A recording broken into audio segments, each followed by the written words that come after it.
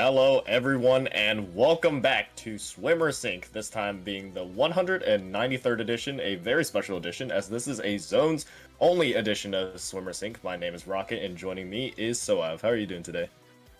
Hey Rocket, it's a beautiful day outside. Well, better to be inside now, but it's zones only, man. Like everybody's excited for zones only. This is everybody's favorite mode, and kicking it off into Pool A with high and extinction, but tryouts.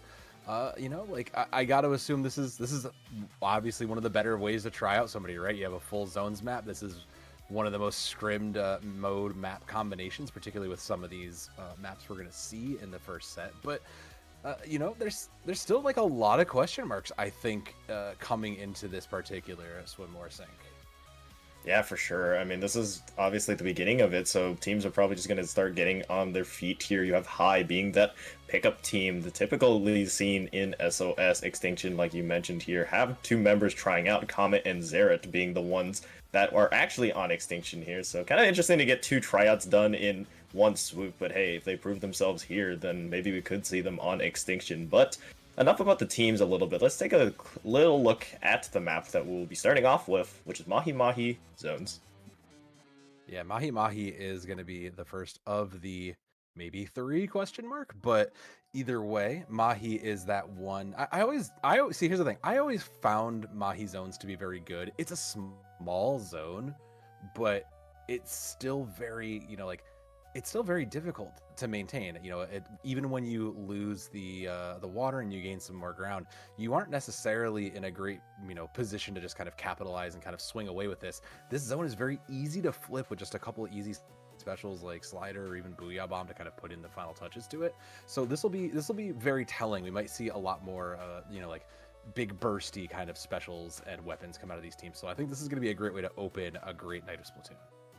I've actually seen that this map can also be, played correctly, set up teams really, really well for lockout situations here. Retakes have to be very, very intentional, I believe. And Mahi Mahi, I feel, just punishes you a lot more if you're unable to get those said specials, because it's one of those zone maps that you're dropping into the zone. You're not going into it on even level. You are quite literally putting yourself in a little bit of a vulnerable spot here, and without a good special usage, without intentful special usage, it can be really difficult to kind of do so. So it's really up to the teams and how they kind of position themselves, and definitely, like I keep mentioning, just the special usage, like you said, with the Booyah and the Reef, have to be very, very meaningful. I mean, I'm inclined to agree with you mostly, Rocket, but here's another thing. Like you said, we are in a canyon, so what this does allow is kind of give a lot more space for success for things like backliners and like, your mid to, kind of longer midliners. So there's really a chance that they kind of have the advantage because they are able to hold those sight lines. You don't have the best positions, but you do have a lot of angles that you can kind of, control some of the far ends or even put pressure down on the zone. And like you said, it is possible to get a lockout, but you really do have to kind of be intentional. So it's one of those maps, like you said, that can be very, you'll kind of know who scrimmed this map, I think. For sure, yeah, I 100% agree. It's like a double-edged sword here in terms of just how to approach this map, and if teams are not careful, it can definitely spiral out of control. I 100% agree with you, where we will really truly see teams and teams' execution really being put to the test here, and it opens up a lot of possibilities as our opening map as well. So just hopping straight into the deep end in terms of starting things off on this tournament, you're already being tested. Yeah, and I mean, speaking of testing, Rocket, like there's still, I think, a few question marks in regards to some of the additional kits we've got here. I think for the most part we've seen and kind of gotten our hands on it. We've been playing with it for a little while, but I wouldn't say that we've really like found or like innovated anything. We'll have to see if any of these teams are going to try to use those to their desires, but I don't know. Like, I wonder if that kind of X factor might be a thing here too. Doesn't look like there's gonna be too much of changes though. I mean, Pencil's still going to dominate a lot of this, but I stand corrected.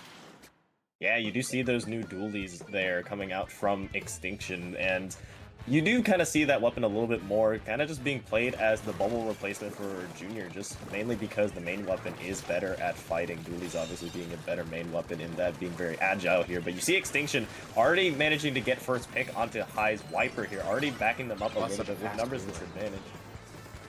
Wow, that's such a fast cooler though, but not a single pick. So I really would have expected High to kind of push a little bit on that. Instead, it's going to be the bubble down. And I mean, that was very, very quick. And that was kind of almost a bit of a misplay to kind of give away that cooler for free where you have the advantage.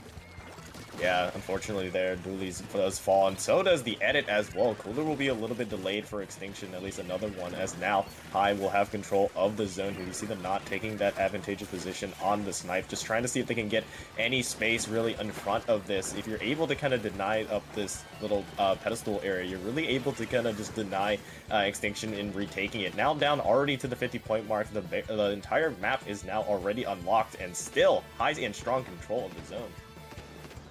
Extinction did throw out their cooler, but they don't really have the space. Look at how quickly High is just rotating to control it. Comet's going to go in with that special and lead the way, but I don't think anything's done. One down, and there's that triple splash, which means there's another, and this fight is basically over. Yeah, and just the combination of specials there was crazy. You saw the splashdown kind of zone out 3 members of Extinction to the right and the Zuka to clean up, and that just about did it for game 1 there. High, really nicely done, and just once they're able to retake the zone, they really never looked back, and that can be very, very apparent on Mahi Mahi. We saw it kind of unfold in front of our eyes there. Yeah, you alluded to that point exactly, right? Is once a team gets control, it can be very hard to kind of push, especially if you are behind in specials or if you don't really have the map positional. So, you know, hey, call it a caster curse if you want, but you really did call that rocket. That was well looked. And thankfully we can kind of put that past and move right on to Hagglefish Market, because this is kind of almost the opposite, right? Like this is a much more longer, wider kind of a zone, and this means a lot more space to contest from all of these players. Yeah, for sure. In terms of kind of what weapons we saw out, we did see, I believe Extinction just experimenting with the new dualies there. Really didn't see much use out of the bubble per se. So, I mean, I would like Crab here for the vanilla spot dualies if they were to kind of use it here. But in terms of kind of how I want to kind of wrap around back to the another point that I made in terms of just special usage being intentful. I mentioned it there, just the excellent use of 2 specials for High to wipe out 3 members. Just because a special doesn't get direct value by getting picks doesn't mean it's necessarily useless per se. When we kind of saw it there. Yes, the splashdown didn't get any picks per se, that it completely denied the left area as well as a bit of that snipe for Extinction to kind of move through, and that was just really nicely done by High to kind of just coordinate that. Yeah, I perfectly said. Sometimes the threat of knowing that you are under the pressure, like the threat of that triple strike, that triple ink strike there, the triple splashdown, is just enough to make you kind of make a critical error, which then allows your teammates to kind of then turn around, capitalize on that, and kind of set yourself up for like an assist play in like traditional sports, right? And that's kind of teamwork that you don't necessarily get out of something like a pickup squad. Some pickup squads can kind of meld like that, but for a team like Extinction where you're down and you're trialing a couple players, that's kind of expected. I do also expect, like you said, I want to see the Crab. I also really want to see triple strikes. I feel like that's kind of a standard for a bigger map like this, a bigger zone. And maybe, I guess I'll get a little of that. Where the Crab is right, but I guess no strikes for me. I mean, yeah, you still have a lesser used weapon, but very exciting to see. Sloshing Machine. You will have a Booyah Bomb, so you might have still that impact of, it's not necessarily trip strikes, but still have the giant nuke button, if you so will. You see now both teams just kind of painting over the zone, just trying to see if they can get anything going, just trying to test each other. This is really just the testing waters. You're trying to get your specials, seeing if you can get the advantage first. You see that hammer coming in, fortunately is taken out by Extinction. Really nicely done here with numbers advantage. They are quick on that take and now taking more players out. Yeah, they threw in also a lot of those specials that are coming in. Great trade for walk on that, but with the zone back into neutral, Extinction should still get control, but again, no coolers really out to be seen, so it's going to come back to these jump ins now, and you can see it there. Even with the Crab throwing in from Sneck to try to buy some space and time for those regroups. Ooh, High just kind of, I was about to say, High has the numbers, but not anymore. Yeah, here. You still have Extinction still holding onto the zone, but by a hair here. Both teams not really painting over as much now, finally being able to kind of just paint over. But even with that initial pick, High are able to move in. Unfortunately for Extinction, they do lose 2 members, but now that kill onto that kill right there. Manages to kind of even things up here. Cooler now being placed. High's turn to kind of hold here. We saw their strength of holding zone in that previous map. Can they kind of continue that success? That has to be seen here. Booyah Bomb now being invested by EXtinktion. One found by Woke, managing to find one onto Comet. That's going to make the retake a lot harder. I would say I gotta give it to Woke here, playing this mid-range like Nautilus and getting fairly aggressive with it. Eventually gets punished trades for it, but I think that's been so key to a lot of their success, right? Something that has the ability to pressure out from a mid while still being protected just gets so much value. 30% means we're coming into last fight, and Balls is gonna open up big here. Yeah, you see now with that not being taken out onto Woke, you see now the members of EXtinktion moving forward, trying to see if they can get into the zone, at the very least forcing the penalty. They will do that.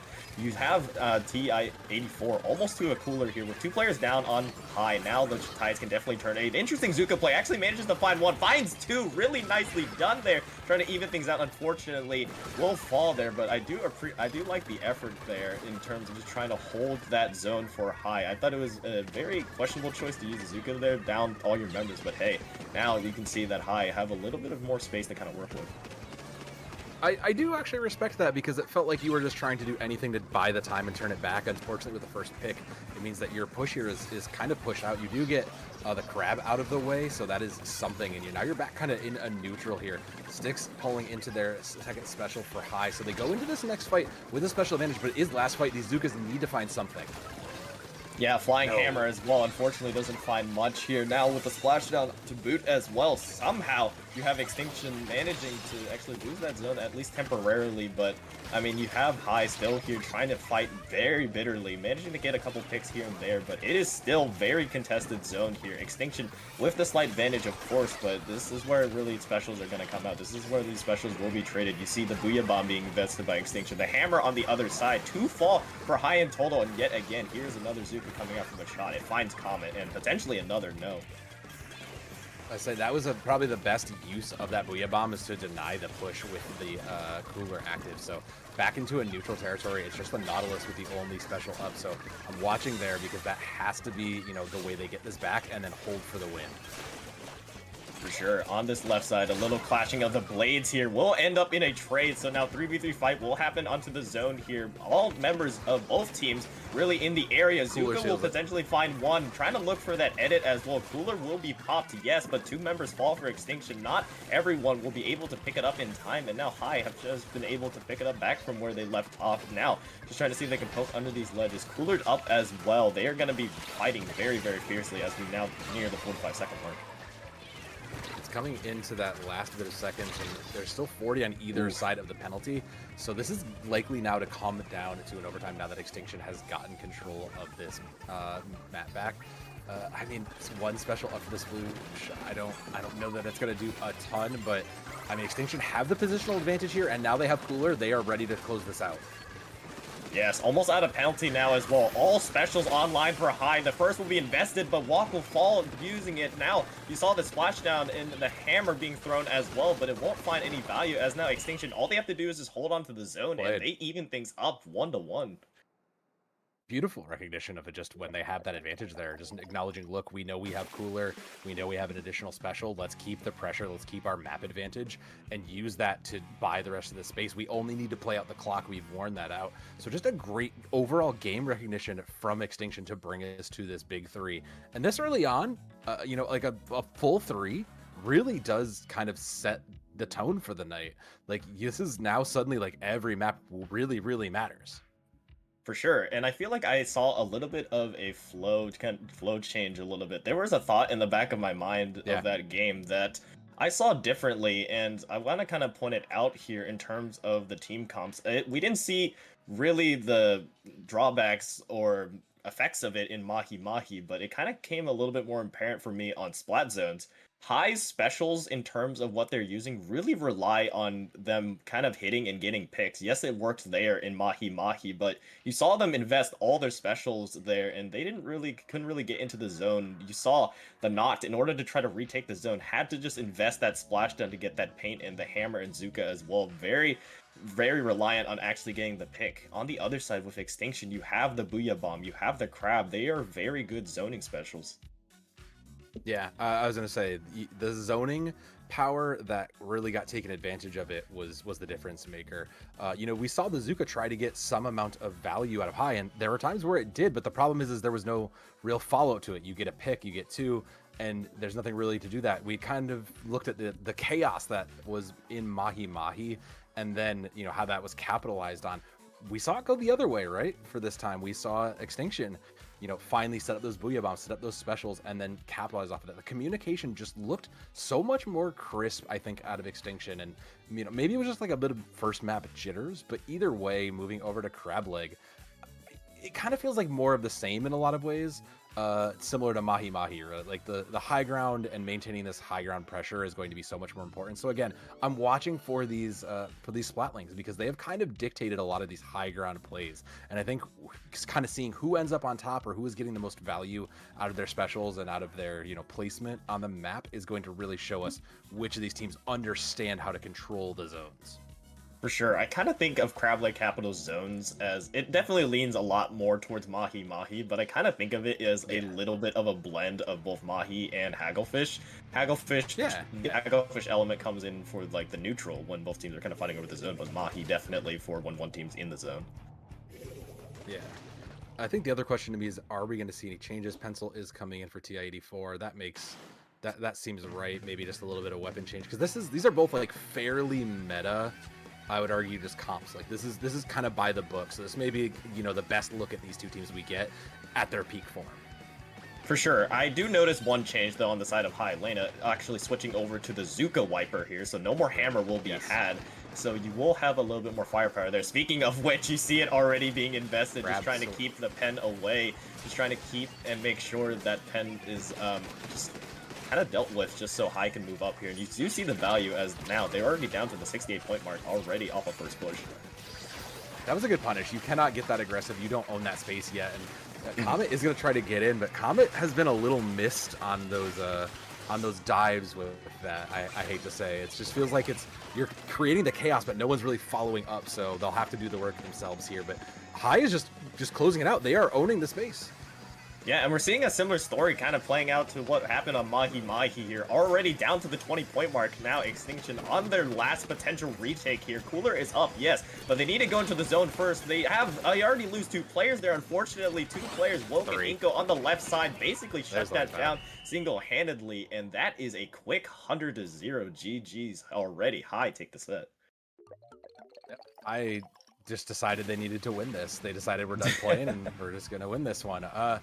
I do think a lot of it kind of, like you said, just similar notes to Mahi Mahi. We have control, we got early, we took space, and I think the thing is they kept the, I'm going to use this, I love this magical word because, you know, either you understand it or you don't. They pushed the tempo of everything. They did not allow EXtinktion to get any space. They didn't allow them to get comfortable and set up, and that's what really was kind of the difference, I think, in map 2. EXtinktion got control of where they wanted to be. They were able to kind of set up any plays they wanted to do, and when that worked, we could see EXtinktion, you know, the EXtinktion machine really running well, whereas High, when they turned up the speed of the game, they just never looked back. Yeah, and I definitely had some people explain that to me, and definitely my personal coach as well. It was just like really in the game of Splatoon, really a major thing that kind of separates players in terms of the kind of skill level is being able to take the positions fast, or just speed in general of what you make decisions. Yes. I've had it explained to me. It does sound a little confusing at first, but it makes sense to me in terms of you'd rather make the wrong decision fast than make the correct decision slow. It's just really, you have to kind of just get in there and be in those positions. And like you said, exactly, push the tempo. Yeah, I think that's a beautiful summarize of it, because a lot of this game is, you know, like, I think one of the most specific adjectives when people think of this game is it's fast. It is a fast-paced game. You can't ever get comfortable, and that's exactly how at even, you know, the mid to the high end it plays like this. So EXtinktion, you know, when you're working with tryouts, you maybe can't function at that highest speed. So we'll have to check on them down the road and kind of see how they're doing. But High going up with a 2-1 here are positioned very, very well in this A bracket, so they should be in a good spot. Still a long night ahead though. Yeah, for sure. Still saw a lot of good though from EXtinktion, but tryouts. I mean, with that game 2 on Hagglefish was played very, very tighter, Yeah. and EXtinktion was able to come out on top, really being able to kind of recognize their specials. So props to them. But I do take this 1-2-1. That will mean we will be moving on to our next round here shortly, but that match isn't quite ready yet. So we'll take a very momentary break, as we'll be right back for round 2.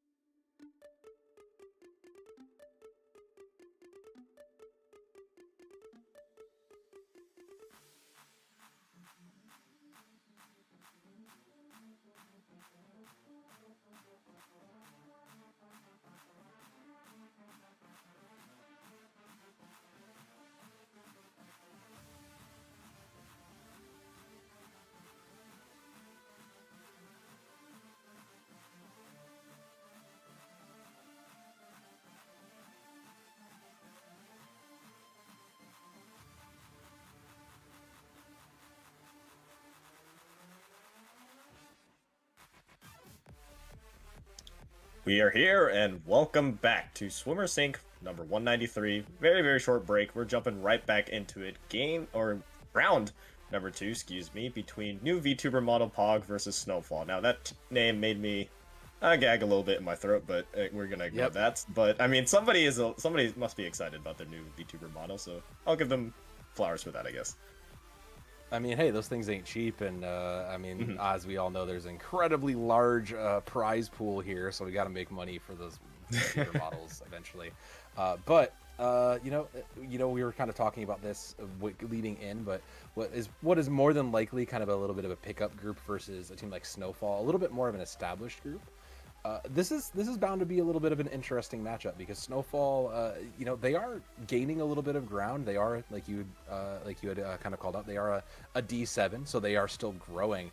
But part of that growing process is playing together, getting your runs in, kind of seeing how well you do in something like a sink or a swim, and then just kind of growing based on those matches. So we'll see.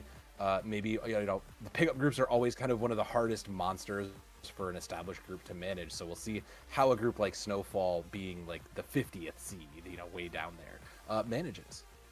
Yeah, for sure. I mean, you have, for at least new VTuber model, I see a lot of members. Most of them are low ink band, if I'm not mistaken, so kind of around that Div 4-ish area with Snowfall, a team that's very familiar to me in my own aspect, actually, because they won FTIU, I at least know off the top of my head, they won FTIU number 79. They also won a Shark Tank Shallow Water, so they've just kind of been on that uphill, and kind of like you mentioned, definitely going to be something to kind of test themselves here in an open tournament, and that's kind of what you want. You don't want to just keep playing people that are, that you're better than. That's not how you improve at all, and I definitely applaud them for kind of taking that leap for sure. And where else to kind of take that leap than here? And we're going to be moving into these 3 maps really, really quickly, if necessary, of course, with the first one being Spot Zone's Mako. Mako Mart. I mean, this is one of those ones, even actually Museum too, in game 2, these returning maps always present an interesting place, because we've essentially been playing on them for almost a decade now, of these maps. Just with slight variations of metas and weapon choices. So, just kind of looking and seeing what kind of muscle memory maybe is ingrained, what patterns and plays, are kind of set for these, because Mako does have a little bit of space in particular that you can kind of hide corners. It does allow for a lot of sharking, and the zone itself is a little bit smaller. You can cover it with something like, a triple ink strike or triple splashdown. It's a little bit harder, so kind of echoes of Mahi Mahi as in game 1 or in round 1. Yes, for sure. And if my memory doesn't fail me here, just trying to think about what Snowfall has been running. If I'm not mistaken, they will have a roller player in some aspect, and potentially a gal as well. So it's going to be very interesting to see how it kind of just works with Mako Mart now. Mako Mart being known for all those ledges. You kind of think ledges, roller, that's just a match made in heaven. Yeah. I was gonna say, if you're either looking for a blaster or you're looking for a roller, in Luna is their frontline roller player, so I wouldn't be shocked to see something like a Carbon come out from them. And in the meantime, I believe you said there was a Gallon. I believe that should be, that's probably coming out. But I think the question to me is kind of looking quickly over Snowfall's pool.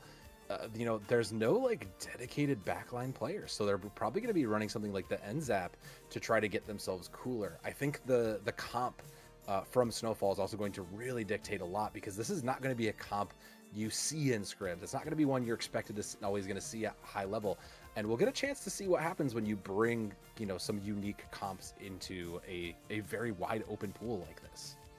Yeah, for sure. And just taking a quick little glimpse over at the other team in new VTuber, you kind of see a similar story, at least from first look. You have 2 sword players. You have Keanu Reeves. No, not that Keanu Reeves. This Keanu Reeves. Also playing some umbrellas as well, which is definitely another weapon you don't see quite often.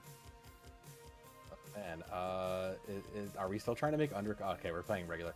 I feel like somewhere we saw there were a couple of players who were trying to make some of the tent umbrellas work, and they had seen like moderate amount of success in moments, but how much of that is just the player is very good at their weapon of choice, how much of it is unfamiliarity versus playing against it, and how much of it is just a little bit of everything. So I think of one thing we can kind of take from this is going to be a very unpredictable round 2, and you know, by the end of this, we'll kind of maybe see how the pools are going to start to shake out a little bit further, because I have a feeling, just based on what we've kind of seen and discussed, this might be a 2-0 in one direction.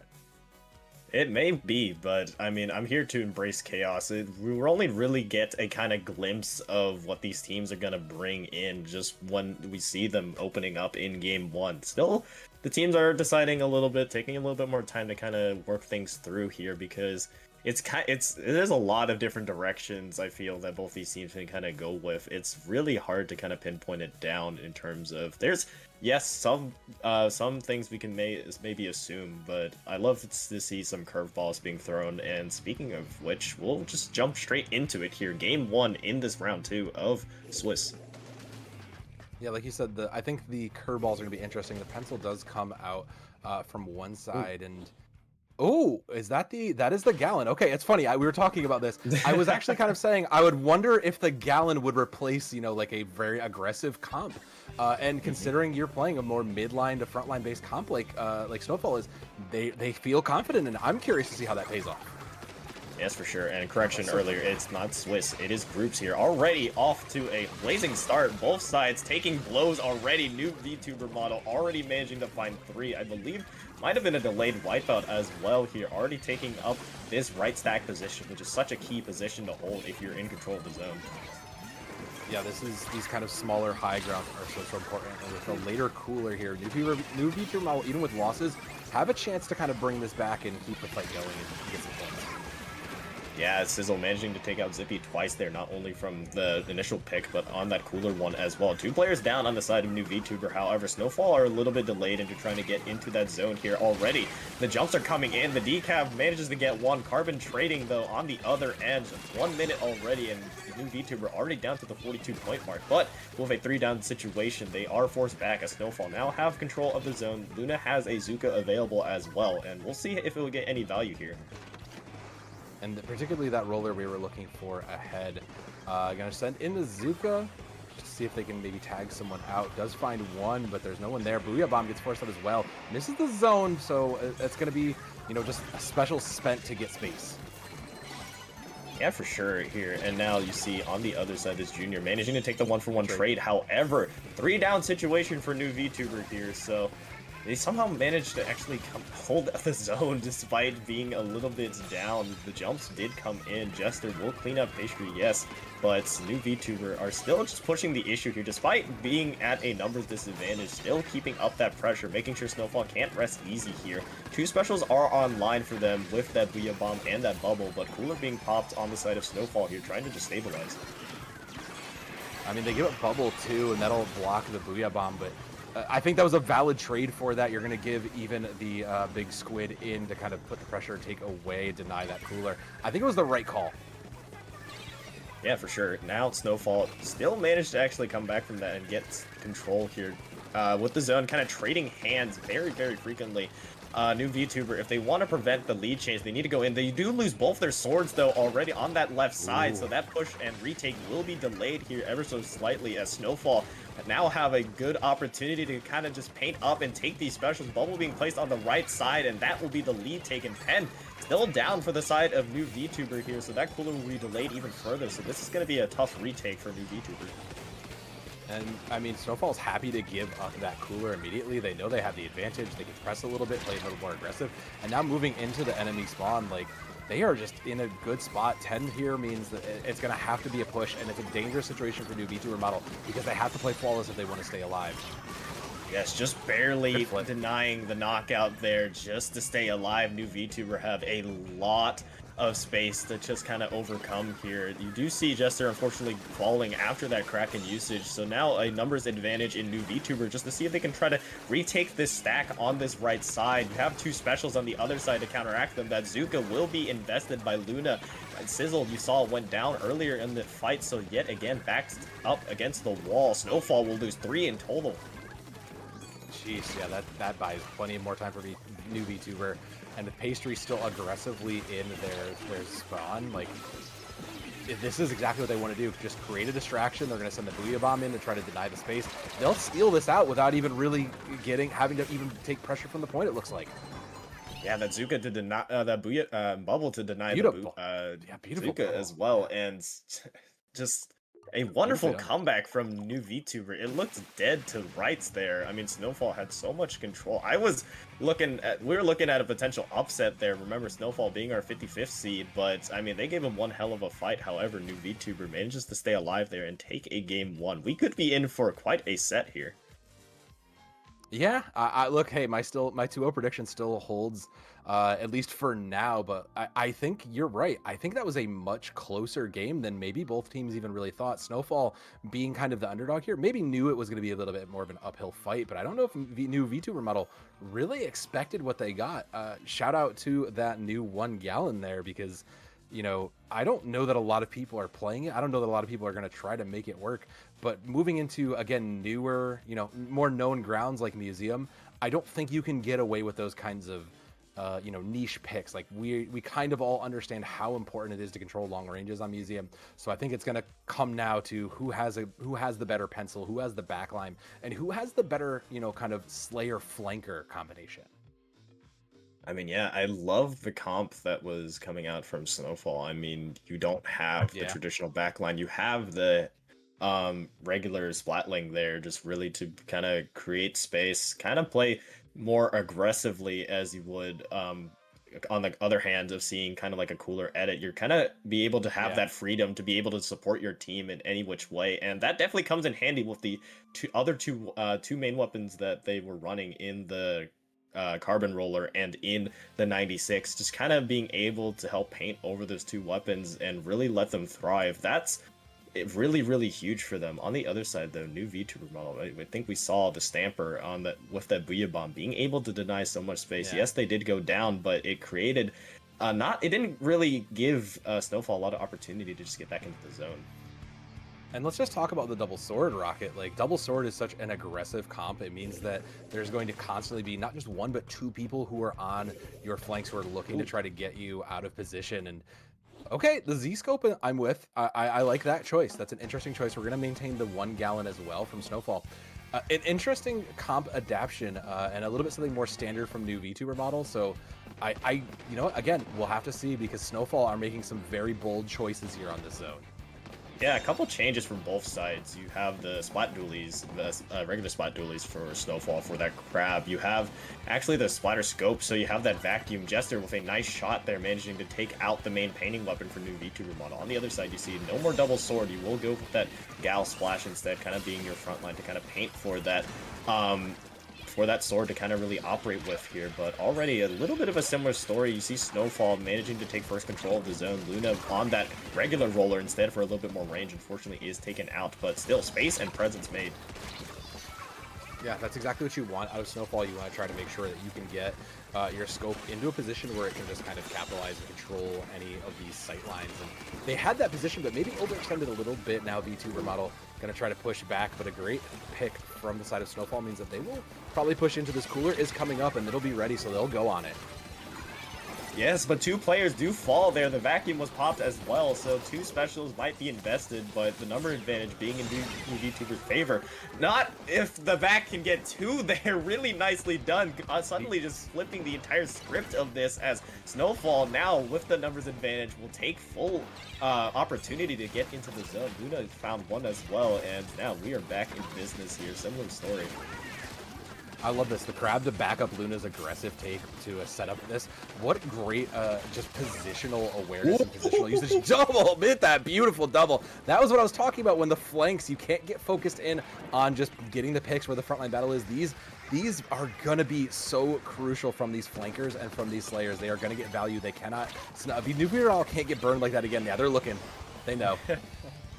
Yeah, you saw a little flank, though, on the right side while we were looking at that. I believe 2 members of new VTuber were able to just kind of go in from behind and paint the zone. Now with 2 players down, Akane is kind of left a little bit out of position here, maybe trying to look to jump out. Yep, they will, and now we will have Snowfall attempting on that retake. But, I mean, this is what you love to see out of the roller here for Luna. I mean, a lot of people underestimate the kind of the horizontal flick of it, but with that kind of retake, you do have new VTuber getting that lead here. A couple picks going both ways. Unfortunately, Akane being the last player standing on that 96 can't really paint much over the zone.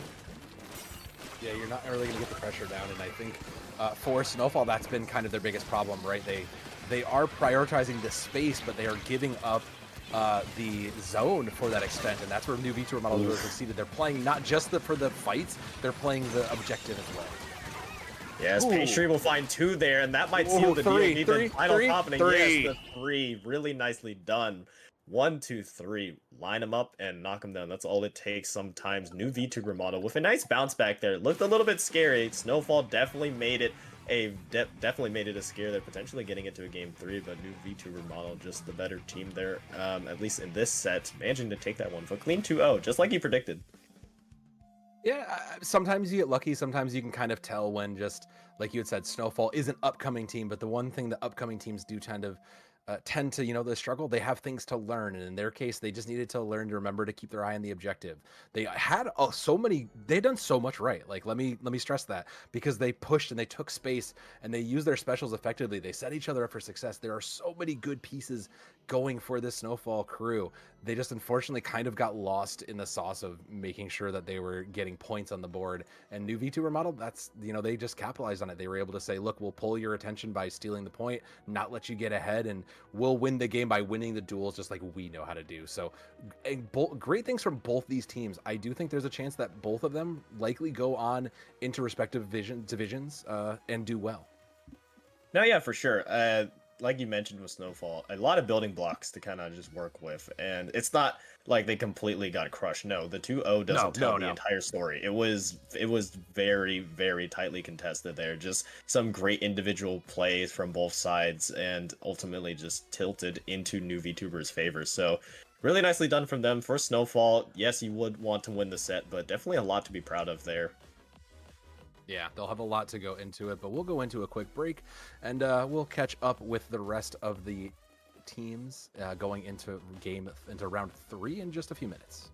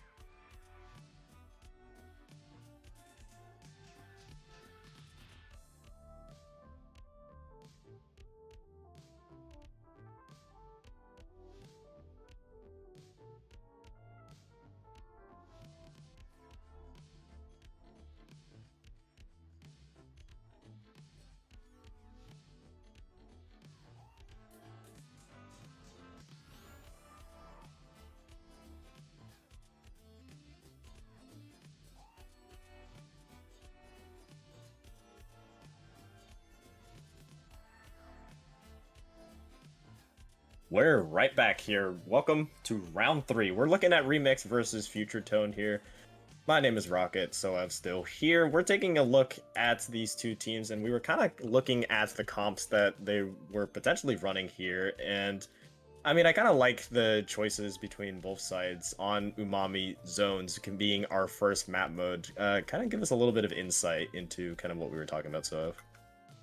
Yeah, so as we're kind of zoning through a lot of the players and teams, both of these teams worth noting, looking for their first win, both a map and group round win. You know, so both these teams really having a bit of a tough night, but you know, we were kind of debating because, you know, on one side, I believe it was Future Tone side, we see a lot of, you know, pretty standard pieces. You know, we see a pencil player and ribbon, we see PK Flasher is going to probably be bringing some sort of a frontline Slayer. And then we get to the interesting situation where there's like a blaster player and kind of a little bit of a flex or just a more of a crab specialist, I guess is the easiest way to put it. So for a team like Future Tone, I actually kind of really like this map pool for them. Umami Ruins has a lot of space where you have these high ground pedestals to get value from that from. Robo Ramen similarly maintaining the high ground and kind of playing into those low grounds or playing back or even just breaking through spawn is important. So for Future Tone, they have a lot of very, you know, kind of standard pieces that they have with flexibility, and Remix just kind of has to bring their own real game to it. You know, there's a lot of flexibility in this team alone, so you know, Remix may be making a lot of changes as we go into later maps, but we'll see what they bring out here because that'll tell us what they really want to be doing. Oh, interesting. Okay, so they do have a pen on the side of Remix. I did talk about the dualies there, the Googler dualies. Play very similar to how a Gal would. I mean, it's basically just the Gal version of dualies. Speaking of which, Organic managing to get that first pick, but conversely, on the other side, Future Tone find 2 there, just leaving Organic and the pen on the side of Remix to just kind of back off here as Future Tone will now try to take this space. Yeah, Organic's just like, yeah, I'm gonna head out. We're not doing this. But the quick regroup, they'll have the cooler first, and the Booyah Bomb, they are committing really hard into this to try to get any sort of push. Yeah, for sure. What coolered up, they will have now a little bit more comfortability to kind of take the fight without being too much more punished here. Organic finding 1-2 in total fall for Future Tone here. You do see this S-Blast not trying to push the issue onto the pen, just forcing them out of the zone. Both sides will lose their backline here, but now just some cleaning up to do in zone as Remix will now take that zone. But now on the other side, you do have a 2v2 situation kind of ensuing. Both teams just kind of investing their special Booyah Bomb and Trip Strikes will be traded out. But in the end, Remix will come out on top with at least taking the lead. Yeah, remember, this is a split zone map, so you can stall it a lot just by simply maintaining one. And Remix now in the lead, they're kind of just going to push in. They're going to get aggressive and take space. And Neo's gotten one, looking for a second one, and Neo just ran through that backline. Well done for them to get through that and survive. Yes, and you mentioned that this being a 2-zone map. Well, yes, that is true. It's going to be really difficult to hold on to. If you're able to kind of push up into that little choke point that you saw Remix were at earlier, you're kind of able to get so much space, so much pressure, and with that, they're already down to that 20-point mark. Really nice pick onto Mario there. Could they get another? This S-Blast just trying to hunt. Unfortunately, Miku somehow manages to find 2 out of that, and with that wipeout, Future Tone are now able to kind of take that position that Remix were taking on them. Now they'll pop the cooler to keep the pressure up here and deny Remix any sort of entry back in. They have so much time to spare out at 70 now to 21, and 2 picks on the side of Future Tone. So Remix is going to get that space back, but they're going to have to give it specials to get it here, Rocket, and they can't afford to get distracted by Mario and Miku just coming in and bullying them like this. Yes, another wipeout will allow Future Tone to continue to kind of come back, kind of crawl back. And now with that as well, specials will be farmed. You have the Trip Strikes available. They will be invested here just to kind of buy some more time. Ribbon is almost at another cooler as well. Unfortunately for Future Tone, though, Remix have managed to find 2. Will they be able to at least hold on to the lead? The jump need to come in fast. This hold just to buy a little bit more time. Unfortunately, they will not come in time. And actually, Remix will force a 3-player down situation. I believe a delayed wipe. Just in the nick of time. 20 for Future Tone to 21 on Remix with penalties now here. I really liked the idea of the disengage, just didn't quite go out in time. Booyah Bomb gets sent for Remix to try to get and maintain those high ground positions. Yuhei does have this center positional, and this is huge. It means he's allowed to just turret now and try to play and call out from the backline to see where this next attack is coming from. For sure, Organic kind of pushing the issue. Ink Wall, just such a powerful sub. on the weapon here, really just being able to kind of isolate and take space in such an effective manner. Pen will go down, so no more backline for Remix. Will be had 2 players in total fall. You do see the crab being popped here. Now it is go time for Future Tone. They need to at least get one of these zones to kind of stop the issue. Nice pick yet again by this S-Blast onto Mario here. Both sides will hold one zone, yes, but now the intense fighting will happen. The Blaster will find another, potentially a third here onto Miku. No, they actually get another, and they will force. Wow! It's really nicely done there. Remix, an electric play will get them game 1. Somewhere in the world, Prochara just had a twinge in their ear because a blaster just hit a. I think that was the full 4. Was that the full 4 or was it a 3? I'm pretty sure it was a 4. I thought they were gonna get Miku there on that other shot, but it looked like another player jumped in front of him. Yeah, I don't know, but either way, like that was a very, very solid, just dual capability from that player. It just, man, you gotta respect that. That is an incredibly good blaster player, particularly for that weapon. Like that requires a lot of skill to be able to know when do I need to look for my shorts, when do I need to put my longs, how do I judge that distance, how do I do that? All of that kind of stuff in a snap distance is just some incredible, just internal awareness. And just some incredible skill from inside of that. So a well-deserved turnaround from the side of Remix. Shout out to Starlight there for just an incredible ending. Yeah, I was about to say Starlight kind of being the hero there, being able to just completely deny Future Tone's retake single-handedly the position and the power of S-Blast. Yes, it received a nerf, but I didn't see it at all right there. I mean, still showing the strengths, really nicely done, and that's just something that you can't teach sometimes. Sometimes your shots are hitting, and we'll move to game number 2. I mean, you can tell the Remix are fired up.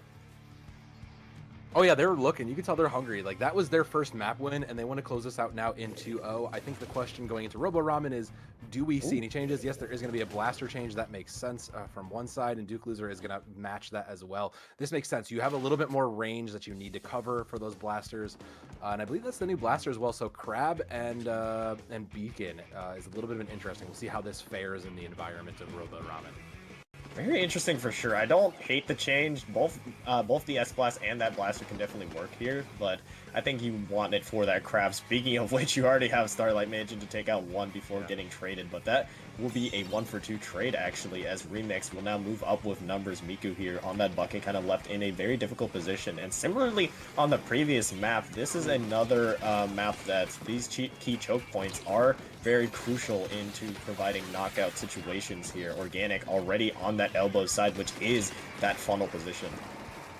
Yeah, and unfortunately for the side of Future Tone, like you had said, these choke points are so close to spawn that you're going to have to give up these specials just to even get the space out of it. So you're going to be behind going into the fight because you're trading such valuable resources just for the chance to even contest on the point. 100%, and you see with 3 players down, Future Tone maybe finds a little bit of an opening here, just left to Starlight. They're just trying to run for the hills on that Crab, seeing if they can maybe escape with a pen pick here. Not really actually being pressured at all, as now the Cavalry have arrived. Neo managing to find a trade there, as now we do see Remix just trying to see if they can force the issue here, trying to accelerate that retake, and they do manage to at least force the penalty. That's better than nothing. A bubble will go out to try to contest. Booyah Bomb will scare that right away. And 76-43.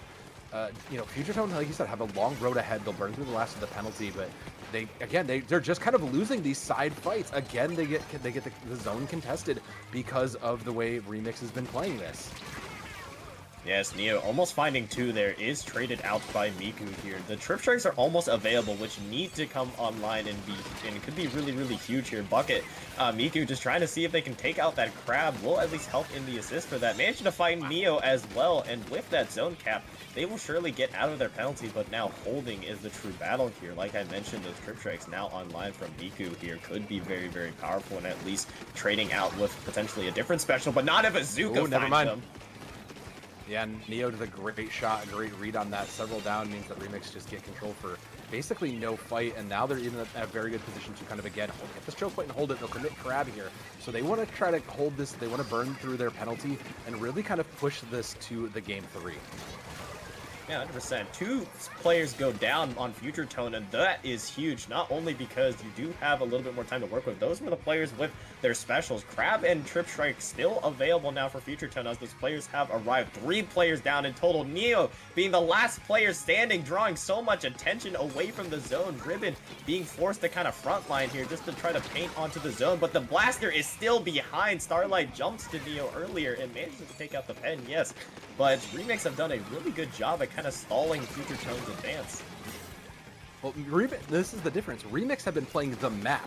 Future Tone have been playing the zone. Future Tone is so focused on simply just kind of getting control of the zone and fighting for their lives, while Remix is using every angle of the map to try to get, you know, pressure. They're stealing the zone out from underneath them, and Remix, that's what's really kept them a success here and kept them getting to that 22. Future Tone is catching up, though, with 1:30 and 40 on their timer, so they actually do stand a chance to put this back on this next push. Yes, the Trip Strike's being invested by Miku here. You have Neo on a potential little flank on the right side. They will find one. Zuka being invested as well to just kind of apply that pressure, but the bucket is here to save the day. Miku and Mario now kind of pushing up this elbow of Remix for Future Tone, trying to take that position. They do have the points ticking down. Remix needs to go in soon. The Booyah Bomb being invested here. Now is the time to move in if you're on the side of Remix, but it doesn't look like the trades and picks are going their way as Future Tone managed to take that one back. Now 1-1.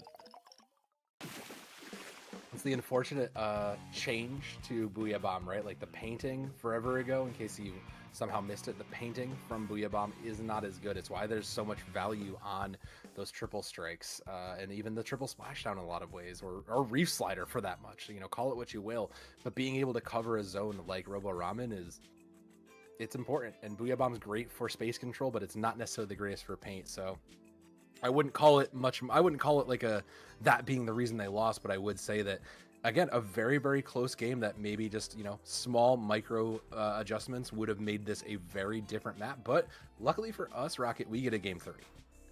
Oh, absolutely. Yeah, both these teams have been deadlocked there. A lot of great individual plays. It almost looked like Remix were kind of going to run away from that just based on Neo's individual just being kind of a thorn in the side of Future Tone's attempted retake there. Not only we saw right on our screen a really nice Suzuka that I believe actually found 3, 2 on the initial shot and then a third later on. But not only that, being able to just kind of get in from behind. Future Tone, though, able to kind of ride the wave and take that one. Game 3 was Barnacle and Dime, and I'm kind of intrigued to see if Remix will kind of go back to their Game 1 comp, because I think I like S-Blast here just for the range.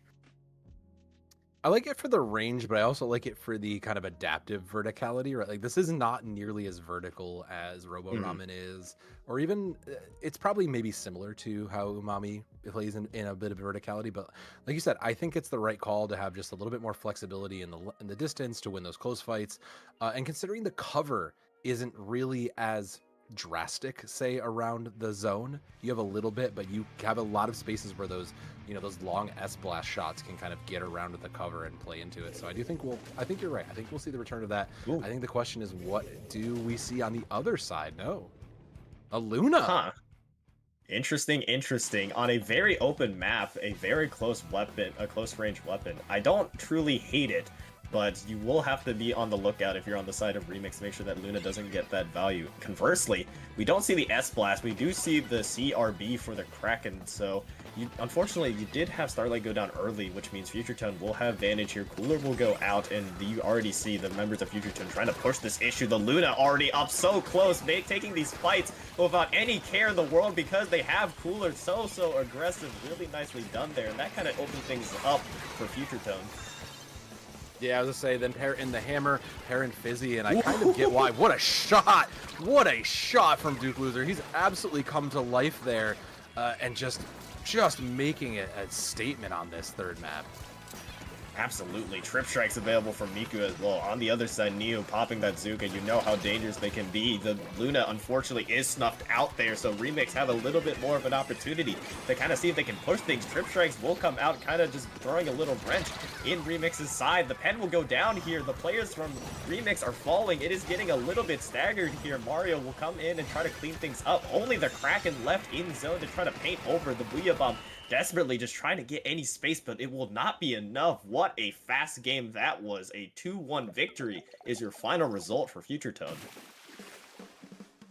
I just don't think anybody expected that Luna. I just straight up like I don't know what else to say. I just don't think anybody expected Duke Loser to come out just that aggressive on something like a Luna. Again, like a bit more of a niche weapon, but a blaster specialist like Duke, as we had kind of looked into, you know, makes total sense. They understand what they are. That like they knew exactly what they wanted to do. They read the situation well and were rewarded for it. So, you know, just an incredible flip of this match, realistically, from the side of Future Tone, and gave them a well-deserved 2-1.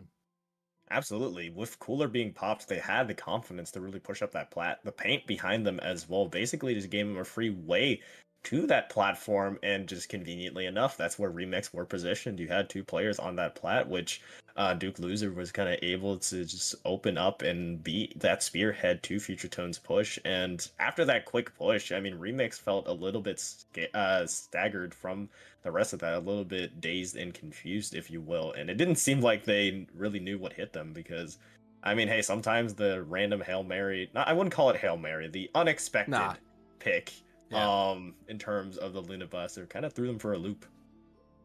Yeah, I think also to just kind of finalize that thought, I don't think we'd really seen Future Tone play that aggressively in the majority of the first two games. So I think that in a reality, Remix was probably expecting, oh, even if we take a lost fight, this is a much bigger map. We can kind of sit back and play a little more time. And Future Tone just said, no, we want to close this out. We want to win. We want our first W on the board. And they earned it. They quite, you could say they even stole it from them, but they definitely earned it. Absolutely, yes. Really nicely done from Future Tone getting that win there.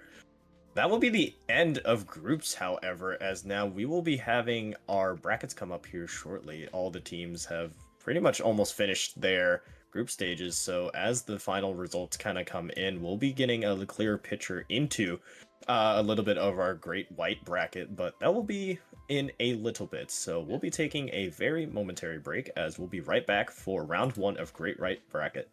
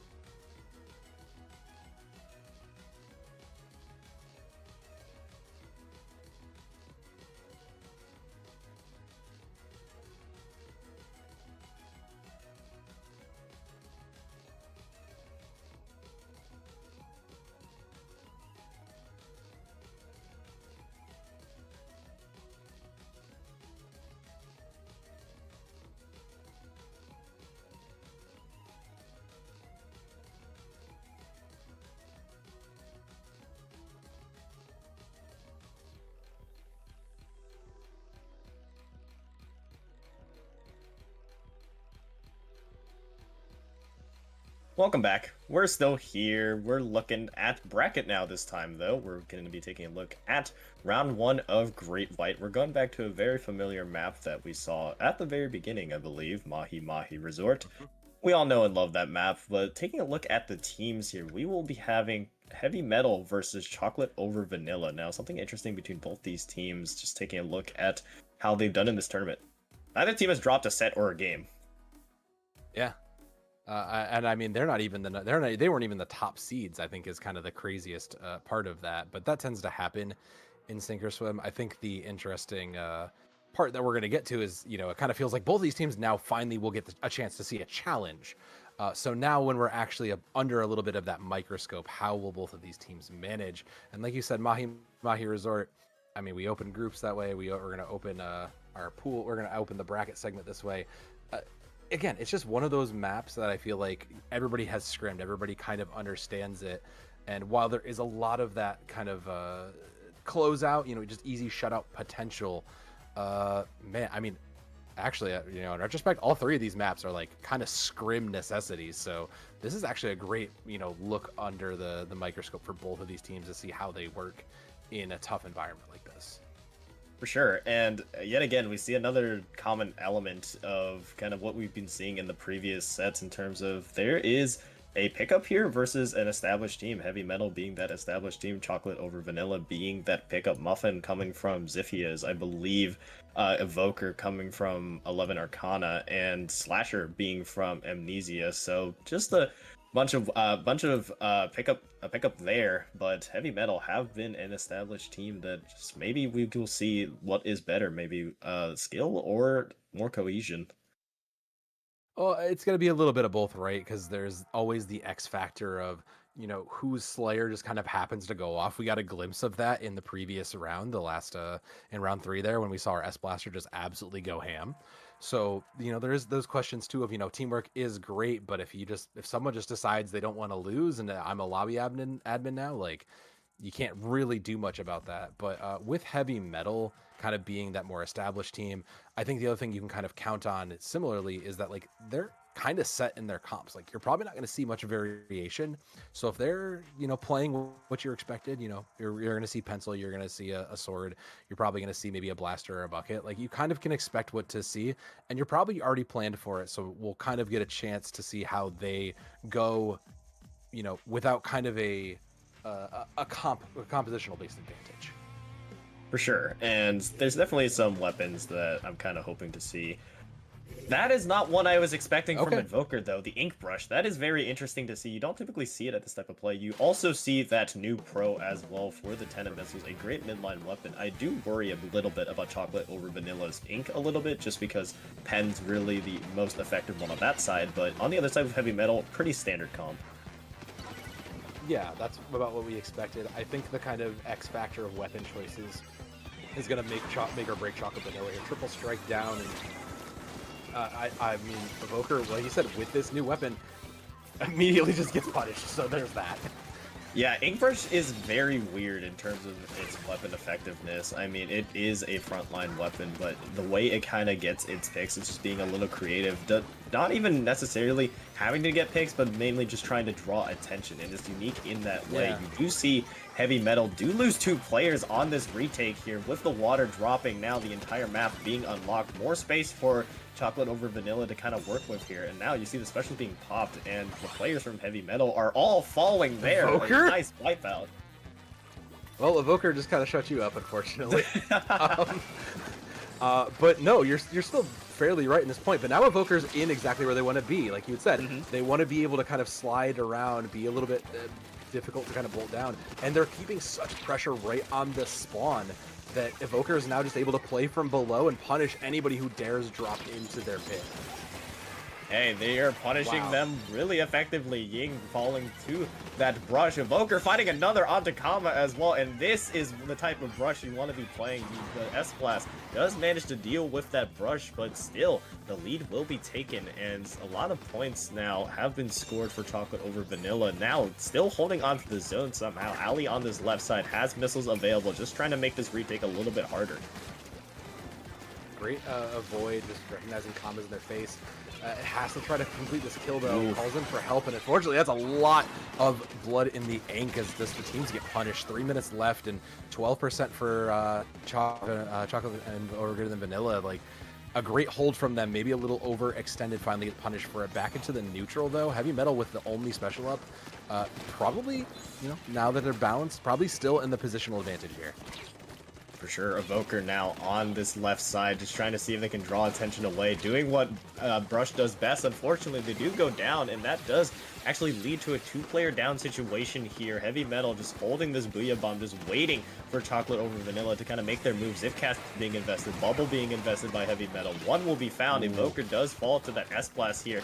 Now, nearing that point in which they'll be able to take the lead, Ali actually manages to find one, but will they be able to take the zone? Not before they lose the lead, but they will eventually. It's still a long penalty to go, and 2 minutes are still on the clock. I mean, that's a little bit of an early. I'm not crazy about that cooler, but it is early. Hopefully, they take the fight sooner to get those effects, because you already down one. So now this is looking like worst case scenario. Yeah, you do have Slasher, I believe, on that flank. Unfortunately, does fall. So only 2 players to kind of receive this hit onto the zone here, and you kind of see a little bit of an effect. Evoker managing to get in from behind, managing to find one, but not much more, as they will be snuffed out. A minute 35 remain here. Heavy Metal still in the lead, now with control of the zone. Pressure is all on Chocolate over Vanilla to kind of retake this. You do have the pros missiles to kind of invest here, already using it before all members are alive. A little bit of an interesting move, but let's see if we'll get any value here, as Calm is just waiting in their bubble. I mean, Bubble basically denied most of that, as the picks will come through Chocolate over Vanilla. Just, again, pretty close to even. Heavy Metal did wear away most of the penalties, still in control with under about a minute to go. Triple Strike probably going to be that difference maker for Heavy Metal, though. 2 down, and that's 3 for Slasher, looking for the full ace. There's the ace for Slasher. Well played, a well-deserved victory lap for them. Absolutely, but now in this crucial minute, can they continue that hot streak here? Still a hefty penalty. 1 player already down for Heavy Metal, though, so this will be very advantageous for Chocolate over Vanilla to really work with. Ali has missiles as well to make that situation even worse. You do have to worry about the trip strikes and Cooler on the other side. Muffin here is in a little bit, okay, is actually back here just trying to see if they can get that space going. Unfortunately, you do lose that pro on Ali here, so now 25 seconds remain, still heavily contested in zone. Chocolate over Vanilla need to make this retake count. They need to get it. It's 20 seconds until overtime, and this is going to be their last shot too. And great coverage on that Cooler means that Heavy Metal probably going to maintain control here.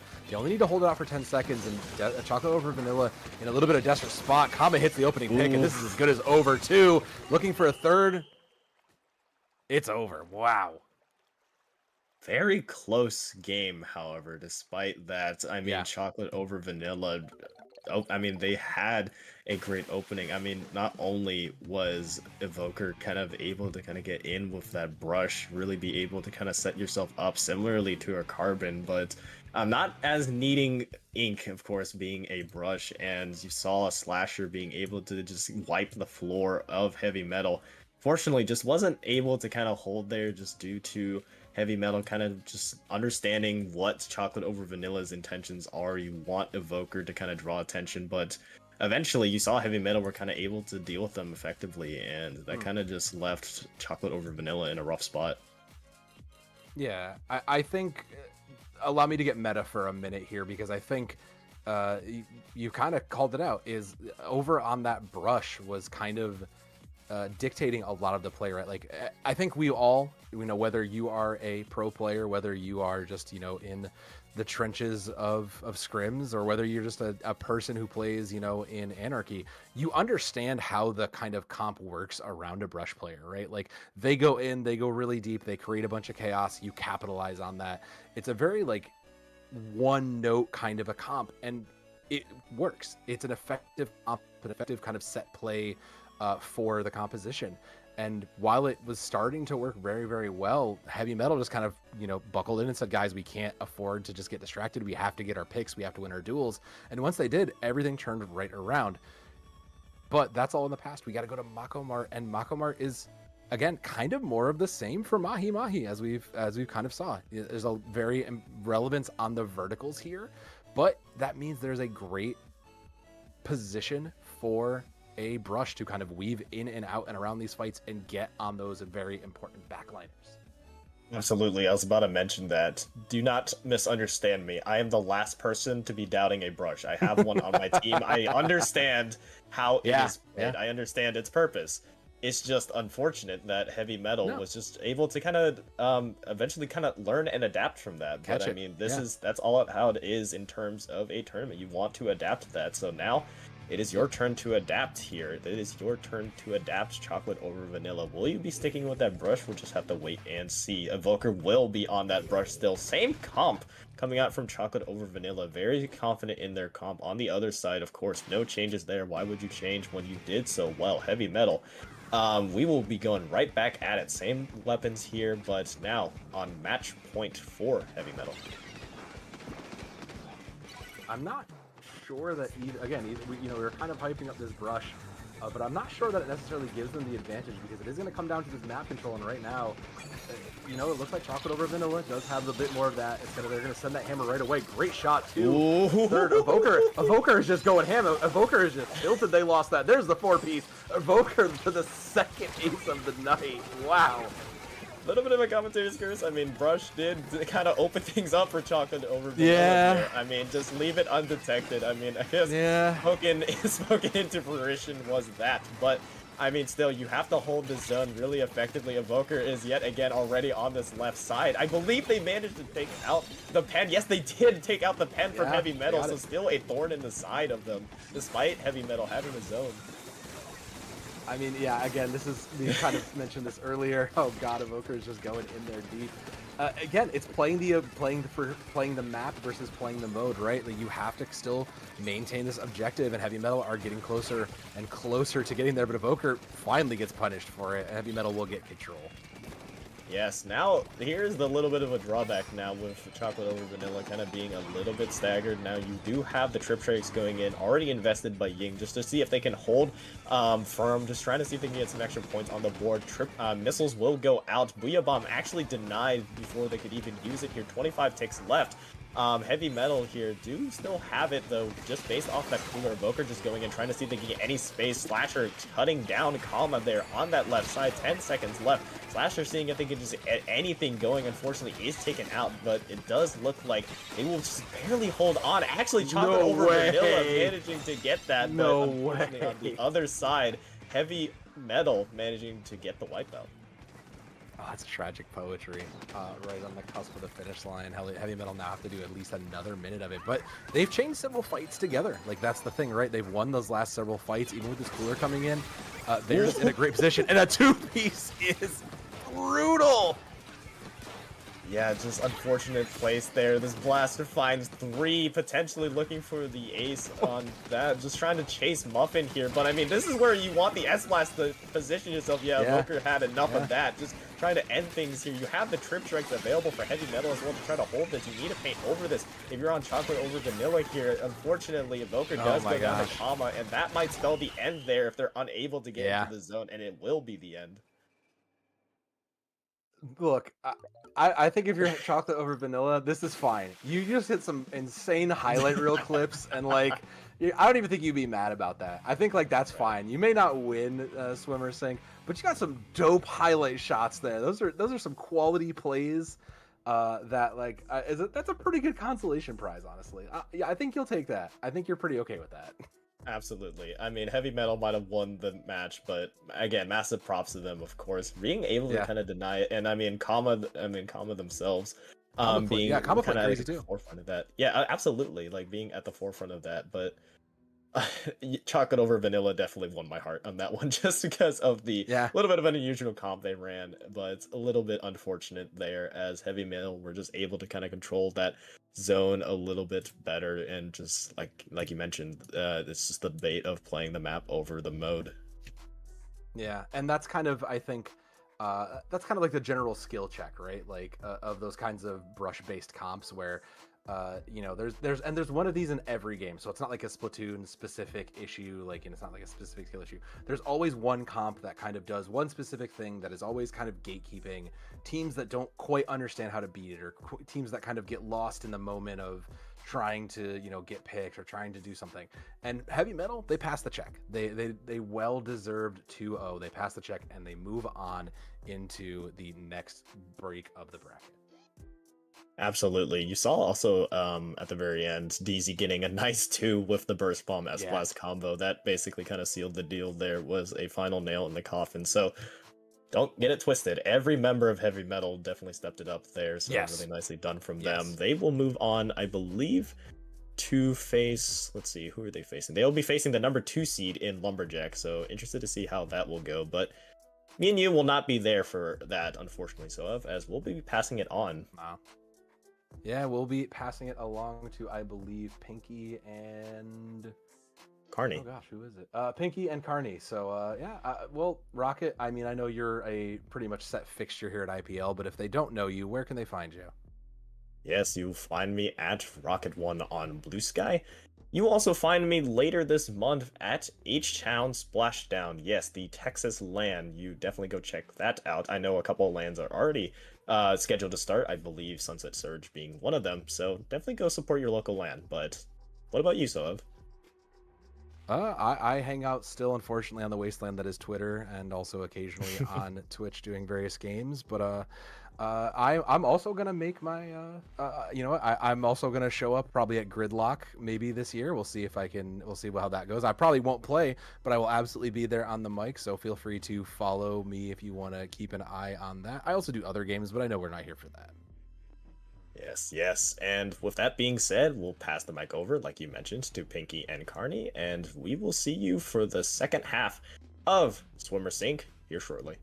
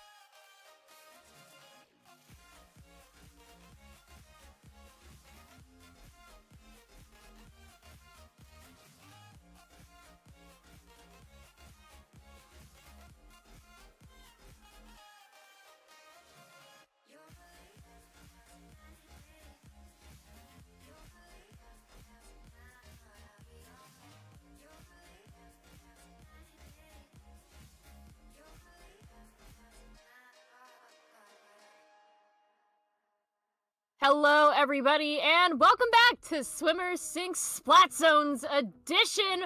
Round 2 is up. Next, we are coming at you live with Hua versus Kicked Out. But before we start, let me introduce myself. If you don't recognize my voice on the mic, my name is Carnival, and I am joined here by my buddy Broken Pinky. How are we doing tonight?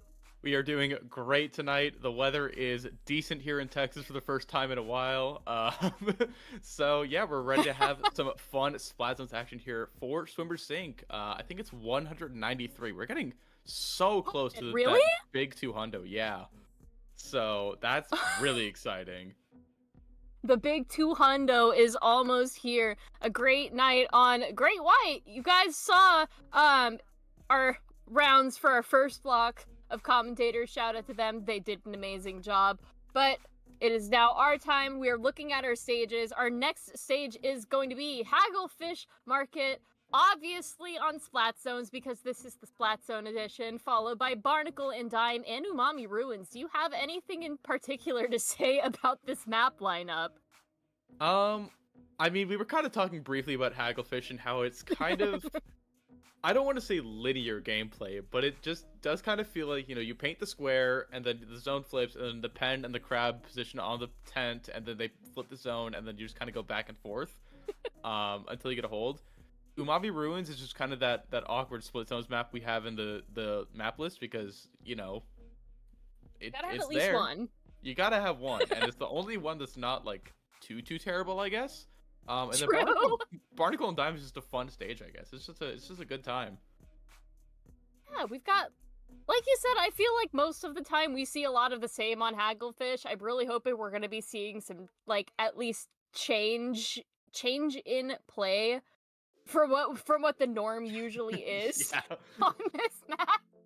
We will be seeing that soon. Our teams are picking their weapons right now. We've got no clue what these guys are going to be bringing to the table.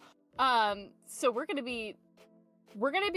all going to be in for a surprise here, seeing what these two teams have to offer us for this first set. Bleh. For sure. For this set. Yeah, I mean, and I'm definitely looking forward to potentially seeing some nice Barazushi or Embers collection weapons.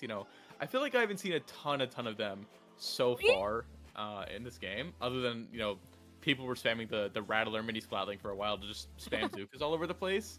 But I've been seeing a good amount of Frozen Pro lately. That's definitely, jumped out as a really strong support option. I personally am partial to Dreadringer at all times, so I'd love to see that, but yeah, we're getting right into our round 2 set between What and Kicked Out. Absolutely. Let's take a look at these weapon choices. It is looking like we've got Glukas, a paintbrush, and a Squiffer. Wow, these are some really interesting weapon choices. I mean, we asked for it, they delivered. We've got the classic Ninja Squid Carbon over on the side of Wa as well. And as we are going into this first battle on mid, it is looking like we have a rogue option with that paintbrush going all the way behind to get kicked out the first cap. Yeah, we're in the top 8 of this Swimmer Sync here, but still these weapon choices are undeniably unconventional in some regard. Having that Galuga Dualies plastered on a pretty normal defensive paint spam comp with that Carbon Roller as well. Kicked Out, though, having Squiffer Jr. for the double bubble action as well as the paintbrush. So their retaking ability is not quite the strongest. Their individual main weapon power could definitely get the job done, but that is going to be Wa having that control of the zone right now. And they do have the Booyah at the ready, charting up for some more tri-strikes as well. And they're starting to get a really strong hold, and on this map it can be quite strong. The lead differential keeps growing as we see a stamp come out. Sylveon getting that pick as 3 on Wa go down, and is now Kicked Out's time to shine as we see them take control of the zone, work through those penalty points easy peasy, and begin to paint up and try and just get the rest of Wa out of basically the entire mid game, because they are now 3 down once again, and you love to really be in this spot if you're Kicked Out, because you have the really good option of taking the lead right there while just keeping the opposing team out of mid. Hagglefish is just a really good map for that. Yeah, and I mean, Sylveon going crazy here with the Splatana Viper, just cycling in and out, keeping this pressure alive.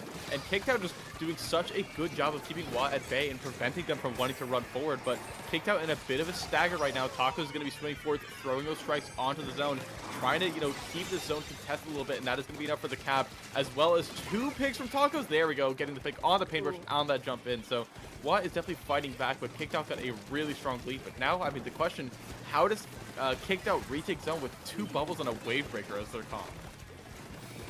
Yeah, double bubble, toil, and trouble, because Kicked Out is going to be having a bit of trouble retaking this zone if they do not play their cards right. Like you said, we see that Swiffer bubble coming out, protecting them from the ink strikes as 3 go down on Kicked Out, which is unfortunate. Looks like Guapa is the only one left standing, but we get a nasty delayed wipeout, which means that Wa has free reign of their spawn, and they are using it to their full advantage as Kicked Out is staggering so hard right now, and with that, Wa is going to be taking the lead, taking it down to the single digits, looking for that knockout. Yeah, and I think that's what they're gonna find. Gluga finds one final pick, and Wa is able to make that comeback in the first game, taking it right. Kicked Out had a really strong push down to 11, but they just couldn't hold on to it long enough. And again, it's so hard to push back into the middle of a map like Hagglefish when you don't have those kinds of power specials to really force people out of the way. So good stuff from Wa in that game 1. Yeah, really good stuff. They, again, like you said, they were really able to hold their ground in the last couple of minutes that they needed to take it from Kicked Out, because when Kicked Out went down and down and down again, when you are on the back foot and you're staggering that much, if you don't have good push-in specials, then you're going to have a hard time being able to push in and get control of mid. And speaking of, nothing is as important as pushing in and keeping control of the mid area as it is on Barnacle and Dime, because while Hagglefish I feel is kind of a lockout-ish map, Barnacle and Dime just ramps it up to like 10 when it comes to that. So it's going to be interesting to see how these strategies change.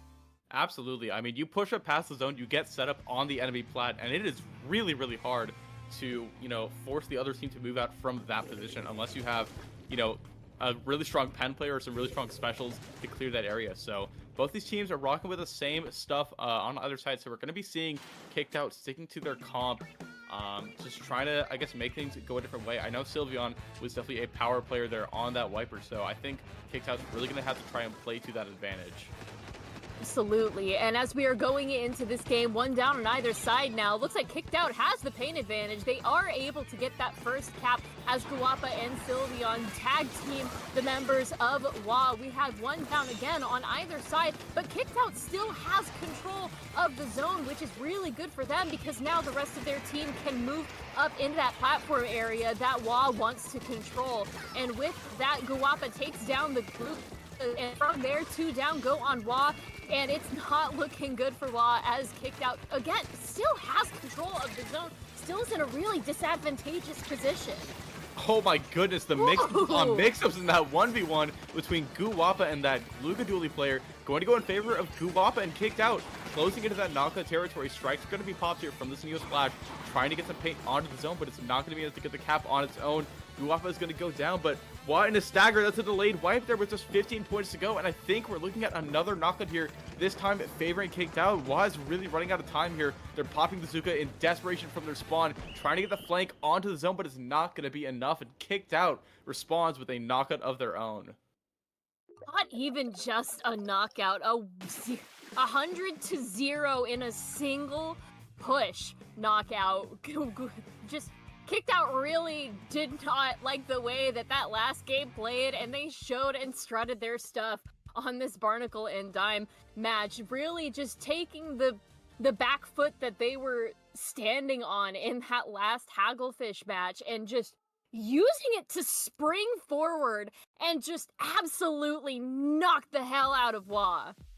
Absolutely. I mean, once Kicked Out got their foot on the gas, it felt like that Wa was just in a permanent stagger, and I think a part of that could be due to their comp. Also, it's a little bit passive with the pen and the splash, and you have to get the Gluga and the Carbon set up, and that takes time, and that was time that Kicked Out was not giving them, in the first place. So if Wa's comp does not get set up, that exactly what we saw can happen. They can just kind of get staggered and really struggle to push back in cohesively. So both these teams have comps with obvious strengths and weaknesses, and it's just about who could play to their own game plan the best, and we've seen each of these games go a different way. Yeah, and we're really going to be seeing some interesting fights here on Umami Ruins. Like you said, it's probably one of, if not the best split zones map that Splatoon 3 has to offer. to us. It's, you know, you stand on mid, you get the zone, you get the other zone, you push towards the enemy's dome, and then from there you need to keep them contained in their spawn like normal. But you also, if you're the enemy team, you have the option to just go around now. You could just go around. I appreciate that you said it's one of the best split zones maps in the game, because, you know, stuff like Lemuria is really giving it a run for its money. But regardless, we're going into game 3 into the split zones map on Umami Ruins. It's going to be a decider here in this top 8. Who's making it into top 4 of Swimmer Sync 193? I think I'm seeing a V Splash being picked over that Neo Splash, or no, sticking with the Neo Splash. Both these teams have the same comp. They have their style figured out. It's just about who can execute that game plan. I feel like the double bubble might be actually really helpful for Kicked Out because of the 2-zone conundrum that you've got going on here as we are moving into the first minute of this match. Once again, one down on either side. Kicked Out has the early lead, but Wall from behind with the carbon wiping out. Kicked Out in one fell swoop. Wall goes forward, goes into that dome area. They are looking for a lockout. They do not want a repeat of what just happened in that last game. Blink and you miss it. A full wipeout of Kicked Out, a full kick out of Kicked Out. It feels like Wa is already establishing dominant control, and the paint on this map just speaks for itself. Taka's going to be throwing those price picks with Sylveon, able to swim forth, able to find a pick. 3 go down on Wa, and Kate back in control of this map. Luga is going to swing back, so trying to find his pick onto Sylveon, going to be able to do so thanks to that splash ball, and the Booyah Bomb is going to be popped as well to lead to some very strong crossfire here for Wa. This Luga is still under flank, and they're just not paying attention to them at all. Now the Swiffer is going to be trading with this Luga dually, but that's precious seconds being spent looking away from the zone, and Wa trying to capitalize. Absolutely, but this might be Kicked Out's chance as Wa does go 3 down in the moment now. Kicked Out looking to paint control of their zone, but lo and behold, Wa is still right behind them. 2 down on either side now. Kicked Out has control of the zone. They are working through those penalty points as much as they possibly can. The Carbon is going to be going down, and both teams are fighting to keep control. Well, try and take control of mid more than they possibly can. Kicked Out is going to be taking the lead in the moment now, but they do end up going 2 down, and with coolers and an incredible Carbon player on Wa, it is looking like they might be in a bit of a pickle if they can't dispatch the members of Kicked Out in time. Yeah, but 3 going down on Kicked Out should mean, yeah, the delayed wipe should ensure that Wa is getting back in control of the zone. So we're going to have to start from scratch here. Bubble is almost being popped here by this junior on Kicked Out, but it's so hard to find a good spot to pop it. And the Paintbrush is going to get called out for that drop by that Carbon Roller. So good at catching these drops from this ledge, and the Zuka is going to be popped as well to try and keep Kicked Out back. But the flank is going to come through and find a pick on the Carbon. Sylveon just being so incredibly annoying for Wa to deal with. Swimming forward, trying to find a pick onto this Pen player as well. Really cut off that oxygen tank that's supplying the tactical. And the team is able to pinch the rest.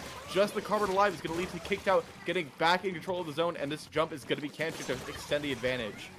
Oh, a nasty double from Sylveon on that Platana Wiper, doing a really good job of being that Slayer Skirmisher type that you want them to be. My cat just jumped in front of my screen, so I couldn't see what was happening right now, but we are down to the single digits for those penalty points. Kicked Out is still in the lead. Now they are looking to extend it further. Sylveon just again being an absolute menace over here.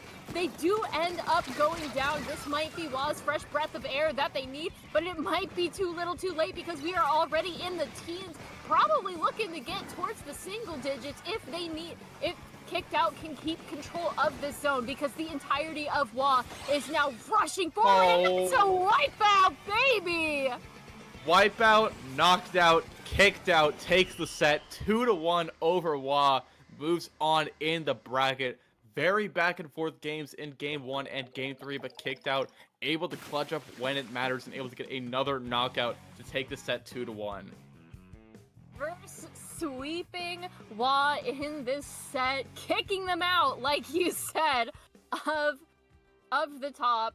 What an incredible set to start out, hard block. I am really looking forward to the rest of that because, God, what incredible plays from both of these teams. Like, Wa had it in the first round. They went, all right, we might have lost some of these points in this moment, but just stagger, knockout, and then Kicked Out said, oh, us, you challenge us, you knock us out, and then just kind of mop the... I don't want to say mop the floor because I know it was a lot more difficult than that, but God, that Barnacle and Dime game. Yeah, it's really hard to just get completely like 100-0 one push knockout, and I feel like that really took a lot of the momentum that WA had from that game one away from them. And Splatoon is a very momentum-based game. Kicked Out definitely played to that advantage as best as they can.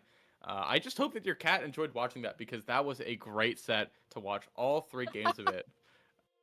He does. He definitely does. If I've had him since he was a kid, and he's always been like enamored with watching me play, and he casts Splatoon, so it's kind of like our thing that when I'm casting, he stays in his little box on the side and will occasionally jump in front of my screen and block my view. Not the first time I've had an animal appearance my co-commentator's time, and definitely won't be the last. It's okay. He made an appearance on camera during the SAC finals when I was commentating. I don't know if you saw him in the background just wandering around looking lost, but that little orange thing is mine. I did not, but I do believe that while I was commentating SAC finals with my good friend Nell, their orange thing also made an appearance. So a lot of orange creatures make their way onto the IPL stream, and honestly, I love to see it. It's so funny just to watch animals and their shenanigans. Let's take a look at this bracket now that we are waiting for this match to start. You guys just saw WA versus Kicked Out, but we're going to be switching lanes a little bit here. I believe our next match is going to be Lumberjack versus Flies. Yeah, that's going to be our next setup here. Kicked Out won themselves a match against CR7 in that last set, but we're going to be switching gears over to Lumberjack versus Flies. And yeah, both these teams have started, they played their round 1 and 2 matches. They didn't get that bye like CR7 did. Lumberjack, had a pretty close set with Heavy Metal going to that third game, but Flies 2-0 into 2-0 to start off this bracket run, and I'm sure they want to keep that momentum going strong in the semis. Absolutely. I'm really excited to see how these matches are going to be playing out, especially because if you take a look at that bracket, we're in the semifinals, baby. Whoever wins this set is going to be going on to the finals and duking it out against whoever won from CR7 versus Kicked Out's match. So we're in we were in super serious SOS territory now, but we're in super duper serious semifinals SOS territory. Yeah, I mean, we're in the bottom of the Great White. I mean, things are getting more and more intense as time goes on, and just, you want to get all the way to the end. You want to earn that Sendo badge. You always want to win the tournament. You know what I mean? You don't make it this far in the bracket to go out at 4th. You make it this far in the bracket to go all the way. Absolutely. And again, these teams have just had really solid showings throughout the entirety of this SOS. Specifically, I'm looking at Flies and Lumberjack here. Lumberjack going 2-0 against Tailwind, then 2-1 against Heavy Metal, and then Flies just going 2-0, 2-0, and just up in the semifinals. It's looking like we're going to be going up against we're going to be seeing 2 very good powerhouses going up against each other. I believe Lumberjack is, in fact, our 2nd seed, and Flies is our 11th seed, if you guys are into the seeding side of things. So definitely a bit of a wild card seeing 2nd versus 11th, but Flies really earned that spot.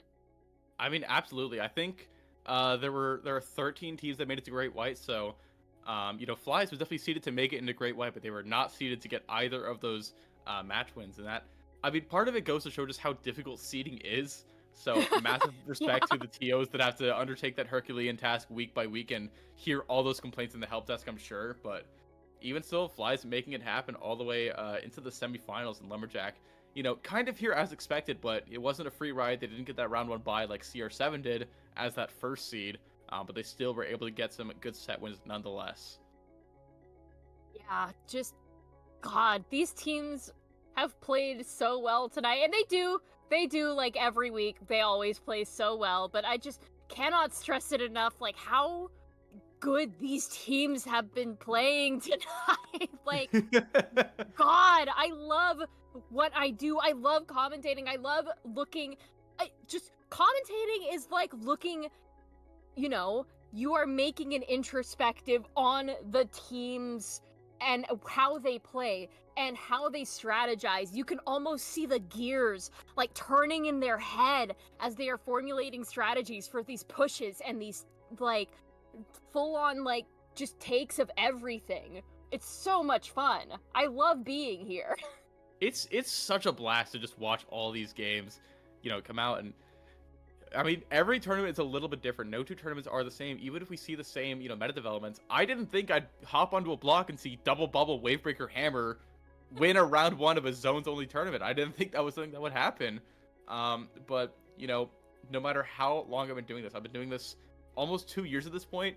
Every tournament is different from each other, and it's always so fun to see it. Yeah, absolutely. I've also been on the mic for two-ish years, a little over 2 years. You know, I'm gonna be. I've been doing this 2.5 years. Oh wow, I forgot. Oh God. I started December of 2022, I think. So yeah, wow. Wait, that's crazy. Did we start commentating around the same time, Pinky? We just might have actually. That same Ludi season might have been our start. Oh my God. You know what? That's kind of symbolic in a way. Yeah, and we've like, I don't think we've commentated together before, so like that's extra weird. I could have sworn we have. There's no way we haven't. There's no way we haven't.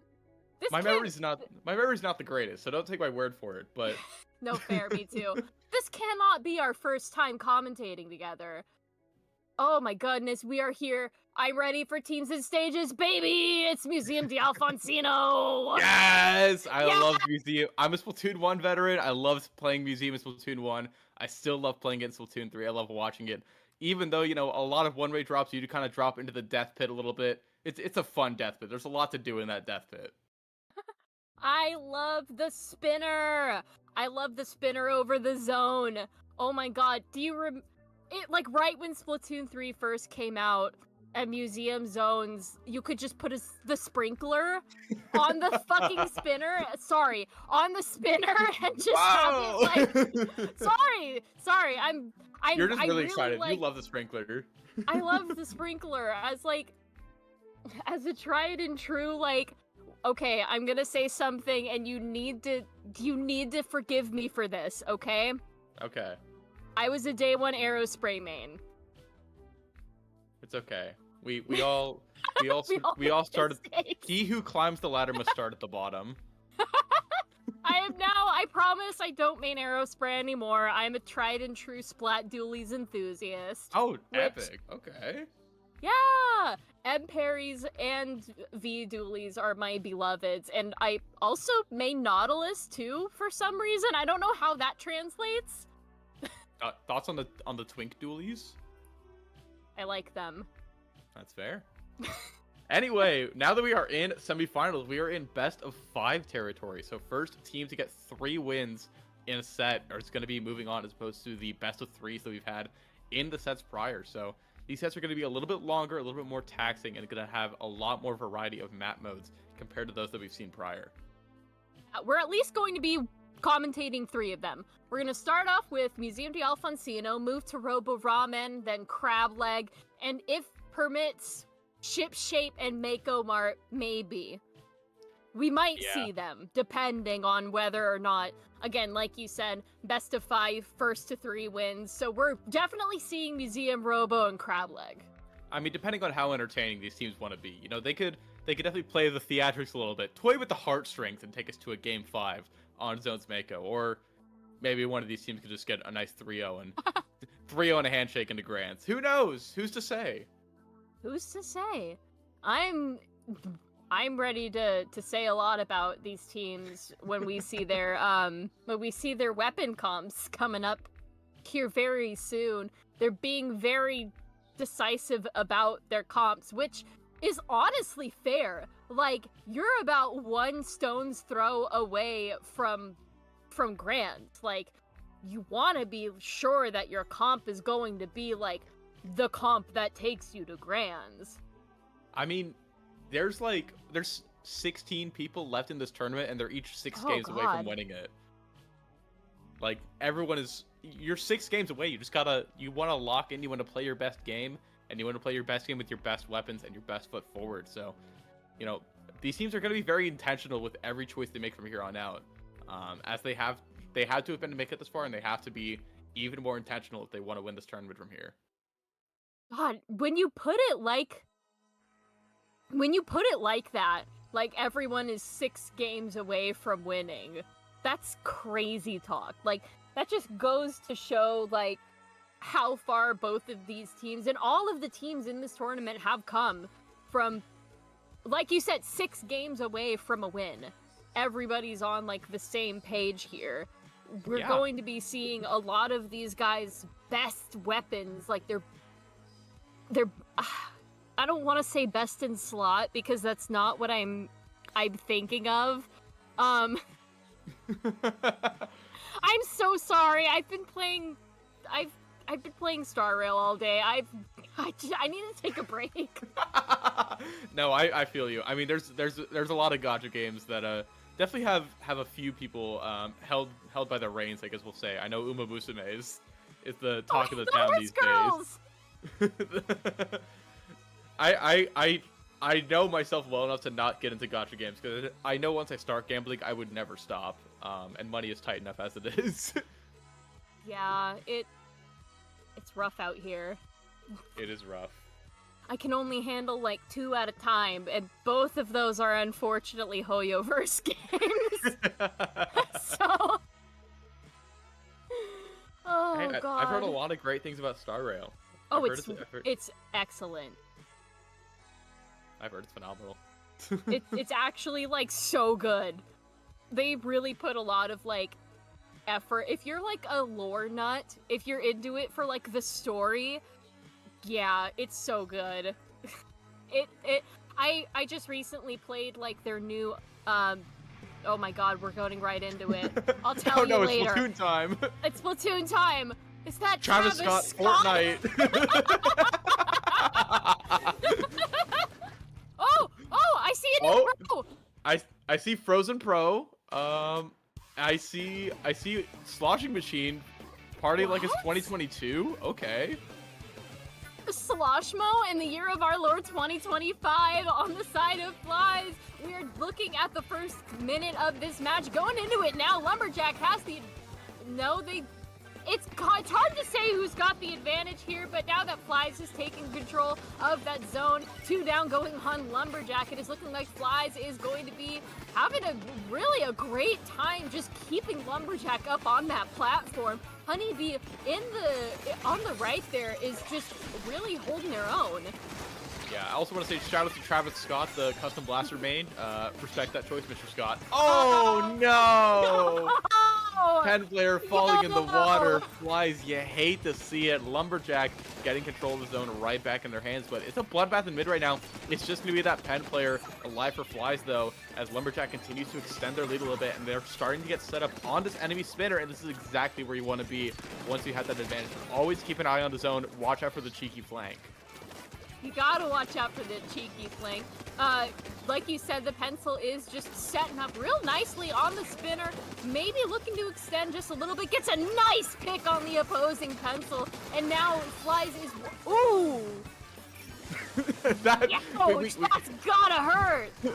I don't know about you, I got the ship-shape PTSD on that one. I saw the Just React tweet in my nightmares there. Regardless, though, Lumberjack is going to be keeping control of the zone a little bit longer. So close to this knockout, they just have to paint the rectangle, and they're going to do just that. Lumberjack takes game 1 in a knockout. KO to Lumberjack taking game 1. Flies had it there for a second, but Lumberjack converged on either side of that zone, took them out, and then just kept them pushed in their spawn, which is not where you want to be if you want to be the one taking the zone. Yeah, I mean, Lumberjack just played that game incredibly well there. I mean, Flies, like you said, they had a good start. They did have control of the zone for a fleeting moment, but Lumberjack started to stagger them, and that just didn't really stop until the game ended there. Flies kept trying to make their way back onto zone, but they just were not able to get it done there. So good stuff from Lumberjack in that first game. We're going to move on quickly to game 2 on Zone's Robo Ramen. Robo Ramen Zones, it might be a really good comeback for Flies, because if you've played on Robo Ramen before, you know about all of the sneaky stuff that you can do underneath the zone and in the little tunnel areas, and you can just be an absolute menace. And I think maybe Flies might be looking to do just that, considering what their team comp was this past game. I don't know about you, but something, you know? Yeah, I do know. I will say though, I think Lumberjack had the Dapple Nouveau in that last game. Oh, and yeah. I know you can go on some very fun adventures in those tunnels, especially with that Dapple Nouveau, and just pop up with the Reef Slider and paint like 60% of the zone. So definitely watch out for that. I think you can actually get a full cap on zone for Robo Ramen with Reef Slider, if I remember correctly.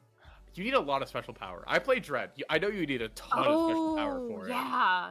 I always forget that special power is a thing, to be honest. Yeah, I forget if they nerfed it. I haven't played the V-Dread in a while for obvious reasons.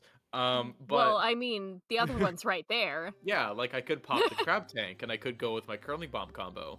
You could pop the Crab Tank. Like, come on. Okay, but nothing feels better than hitting someone with a Curling Bomb, and then you do 90 That's damage true. to them, and they explode. They explode. It's I bowling. It's bowling. You're Oh, bowling man. them to death. True. Game number 2 underway here on Zone's Robo Ramen. We're seeing the Frozen Pro and the Dapple come back out. Mint Decavitator being pulled out, and the other team likes that Frozen Pro idea, going to be taking it for themselves. So both these teams rocking that Missile Pro there.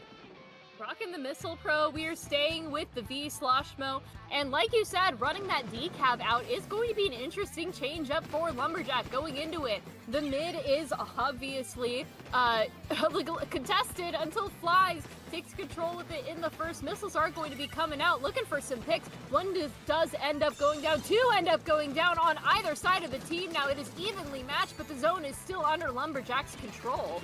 Yeah, I mean, we were talking about flashbacks. That missile sound effect will never fail to bring me back to the good old days of Splatoon 2. But regardless, Lumberjack is able to use them very effectively to clear that middle of the map. And 2 go down on Flies. Once again, they're starting to stagger a little bit. That shot going down as well as they were holding onto that Zuka is going to be real rough for their retaking abilities. But they do have Zuka and missiles at the ready. Flies trying to get control of their elbow and trying to force these players out. Zuka popped, finds a pick on the decav. Missiles pop shortly thereafter to clear out the zone area a little bit, but it's just so hard for Flies to make any progress towards the zone when Lumberjack is such a strong team defensively. But the pen is going to go down, Cooler's going to be popped here. This is one of Flies' best chances yet, and they're going to get the cap. Getting the cap just in time too, giving Lumberjack a nasty 54 tick penalty and setting up an elbow like you should be doing on this map. The elbow is the key now, and it does look like we have a straggler. Unfortunately, the pen does go down in the moment, leaving Lumberjack once again in control of the zone. The sodas are going to be going out from that pencil as they move forward again into that elbow area where you want to be in order to get that lockout that you want to have on this map, because there are so many different places that you can and will hold a flank. And I thought I just saw a sneaky sprinkler placement on the ramen bowl. Yes, sprinkler on the bowl is a classic. You're going to be showered with that ramen broth, otherwise known as that friendly ink on your side here. 2 are going to go down on the side of Flies. We're seeing, you know, I feel like once Lumberjack gets control of the zone, they're so good at keeping Flies in a stagger. We saw it in Game 1. We're seeing it yet again in Game 2. And just like in Game 1, Lumberjack nearing that knockout threshold. Just a few points to go, and the pressure is so strong for them. That's another knockout here for Lumberjack. They're up 2-0 right now, Carnival. 2-0 and match point. Lumberjack is doing an excellent job of, like you said, once they get control of the zone, they stagger. Flies lost in the broth during that match. Had a really good couple of baby pushes, but we're just unable to keep hold of elbow for long enough. We're going into crab leg capital. Keeping control of those points where you can get locked out is pivotal, especially since on crab leg you have so many ways to get into, like, you know, into the base. You can just go anywhere. You can jump, you can grates, you can climb. The world is your oyster, honestly. You can go wherever you please as long as you have the appropriate run speed to make your way there. But yeah, I think, you know, looking at these past few games, Flies has had some issues with their pacing and with their special use and coordination. I feel like those have been the big things that have been letting them down so far. Just Lumberjack has just been overwhelming them, and they've not been using their specials, you know, well enough to sort of clear Lumberjack out definitively and get strong control for long periods of time. So if I'm Flies right now, if I'm down 0-2, those would be the big things I would want to change, but it's so hard to be there in the moment because, you know, you lose 2 games in a row and you're like, ah, crap, what do we do, man? What do we do? Yeah, the morale is down when you are losing, you know, against... You've lost 2 games. Like you said, morale is low, but you gotta keep strong. There is always the possibility of a reverse sweep. It can still happen. You It's just not gotta over. believe. It's not over till it's over. Until the fat cat sings, it is not over. This game is still alive. And on Crab Leg Capital, you know, both these teams have a pencil. Pen is incredibly dominant on this map, so both these teams have potential to make some good power plays. I think that Pen battle in mid is going to be a big one to watch. Oh, absolutely. If you're playing Pen on Crab Leg, you can basically reach the other team's like spawn area from mid, I believe, if you're standing like in a specific spot. Wow, we are seeing a lot of changes. I see the new Rapid, I see Decav on Flies, we've got a Stamper on Lumberjack. We're still keeping with that Dapple Nouveau and Frozen Pro, but wow, what changes? Yeah, and we're also going to be seeing the Vanilla Slosher over that sloshing machine, trying to keep pace a little bit better. Flies, though, it's working out for them. They have the 3 down right now. They just don't have the control of the zone quite yet. Finally, though, this cap is going to go their way here. Just a few seconds short, and, you know, Lumberjack starting off on the back foot. Those missiles aren't going to accomplish much on their own here, and Dewey's jumping back to the teammates. This is a really strong, coordinated fight we're seeing from Flies. They're definitely learning from their mistakes right now. Absolutely, and the points still keep coming. We see 2 down on Lumberjack now. Dewey is still just holding their own here on the mid. We see they do trade with that Zipcaster, bringing that Stamper down a notch as Flies, again, still holding the zone, just really doing an excellent job of learning from their mistakes. But with 3 down and Travis Scott being the only one left alive, it is not looking good for them. They need to jump out now as Lumberjack takes control of the zone of mid, and we can already see they're starting to push really aggressively into Fly's spawn area, just looking to lock them out in any way, shape, or form. As the specials fly out, one does end up going down as Flies gets control once again. Yeah, and the Stamper just is not able to do as much as they would want, I'm sure, with that Zipcaster going down, but now Lumberjack is getting that crossfire and guard. They're going to get a nice delayed wiper on Flies to get control of the zone. This Frozen Pro setting up in this top right area here. They're halfway to a missile charge as well to try and keep this pressure going. Cooler's going to be popped. Slider's on its way.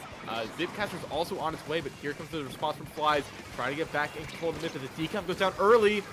Zuka, though, finds a pick onto the Pro. Finds a pick onto the Pro, and probably the pick that they need. As we can see, they are going directly into mid now. They do end up losing the lead, but there is several down on Lumberjack, and they do end up losing control as Flies, finally, the pressure is off of them as they move forward with the specials in their arsenal. But look behind them. I see those sneaky Dapple Nouveaux looking for a pick on Travis Scott, ends up finding it, and with that Re-Slider capping the zone in one fell swoop. Unfortunately, that means that Flies is wiped out. Yeah, just that phenomenal rat-like play from that Dapple Nouveau is going to completely crumble the formation that Flies had worked so hard to build, and now Lumberjack almost threw their penalty and almost ready to score yet again. We have 2 minutes on the clock. These scores are close, but Lumberjack trying to widen their lead as much as possible. They do still have a reasonable numbers advantage right now, and the Zuka has been expired.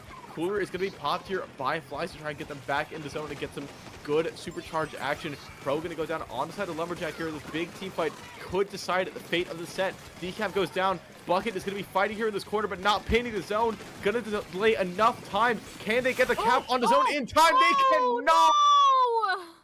3-0 and a handshake from Lumberjack as they move on to grand finals of Swimmer Sync 193. Flies was so close to getting that zone painted in that last possible moment, but too little too late.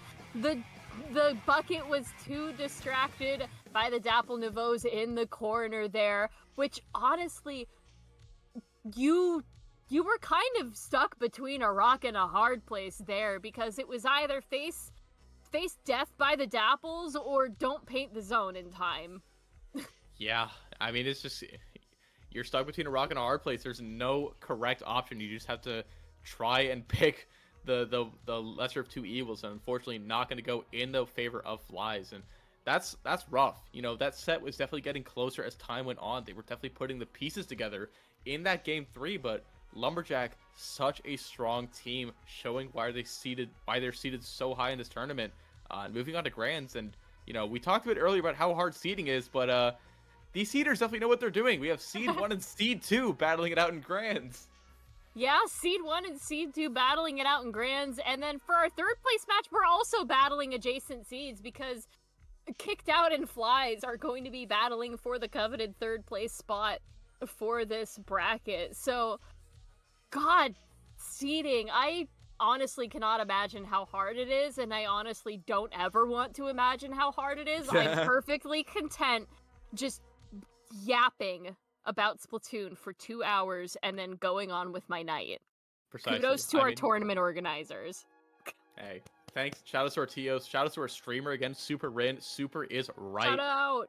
That's the GOAT. Been streaming all these matches all night for you wonderful people and showing some great gameplay. And of course, shout outs to VTUBER for getting all these matches organized. Shout outs to IPL in general. Such a great community of people. Always putting on great tournaments day in and day out. And I'm just honored that I get to yap over them. Absolutely. Just like you said, shout out to everyone in IPL that can make our Swimmer Syncs happen. There wouldn't be 193rd Swimmer Sync without you guys. Yeah. I mean, the real Swimmer Sync is the community we made along the way, or something like that. Regardless, though, we are bound for grand finals. We have CR7 versus Lumberjack trying to fight for this title. I think both these teams have lost exactly one game so far in their tournament run. So they've both had pretty clean records leading up to this grand finals.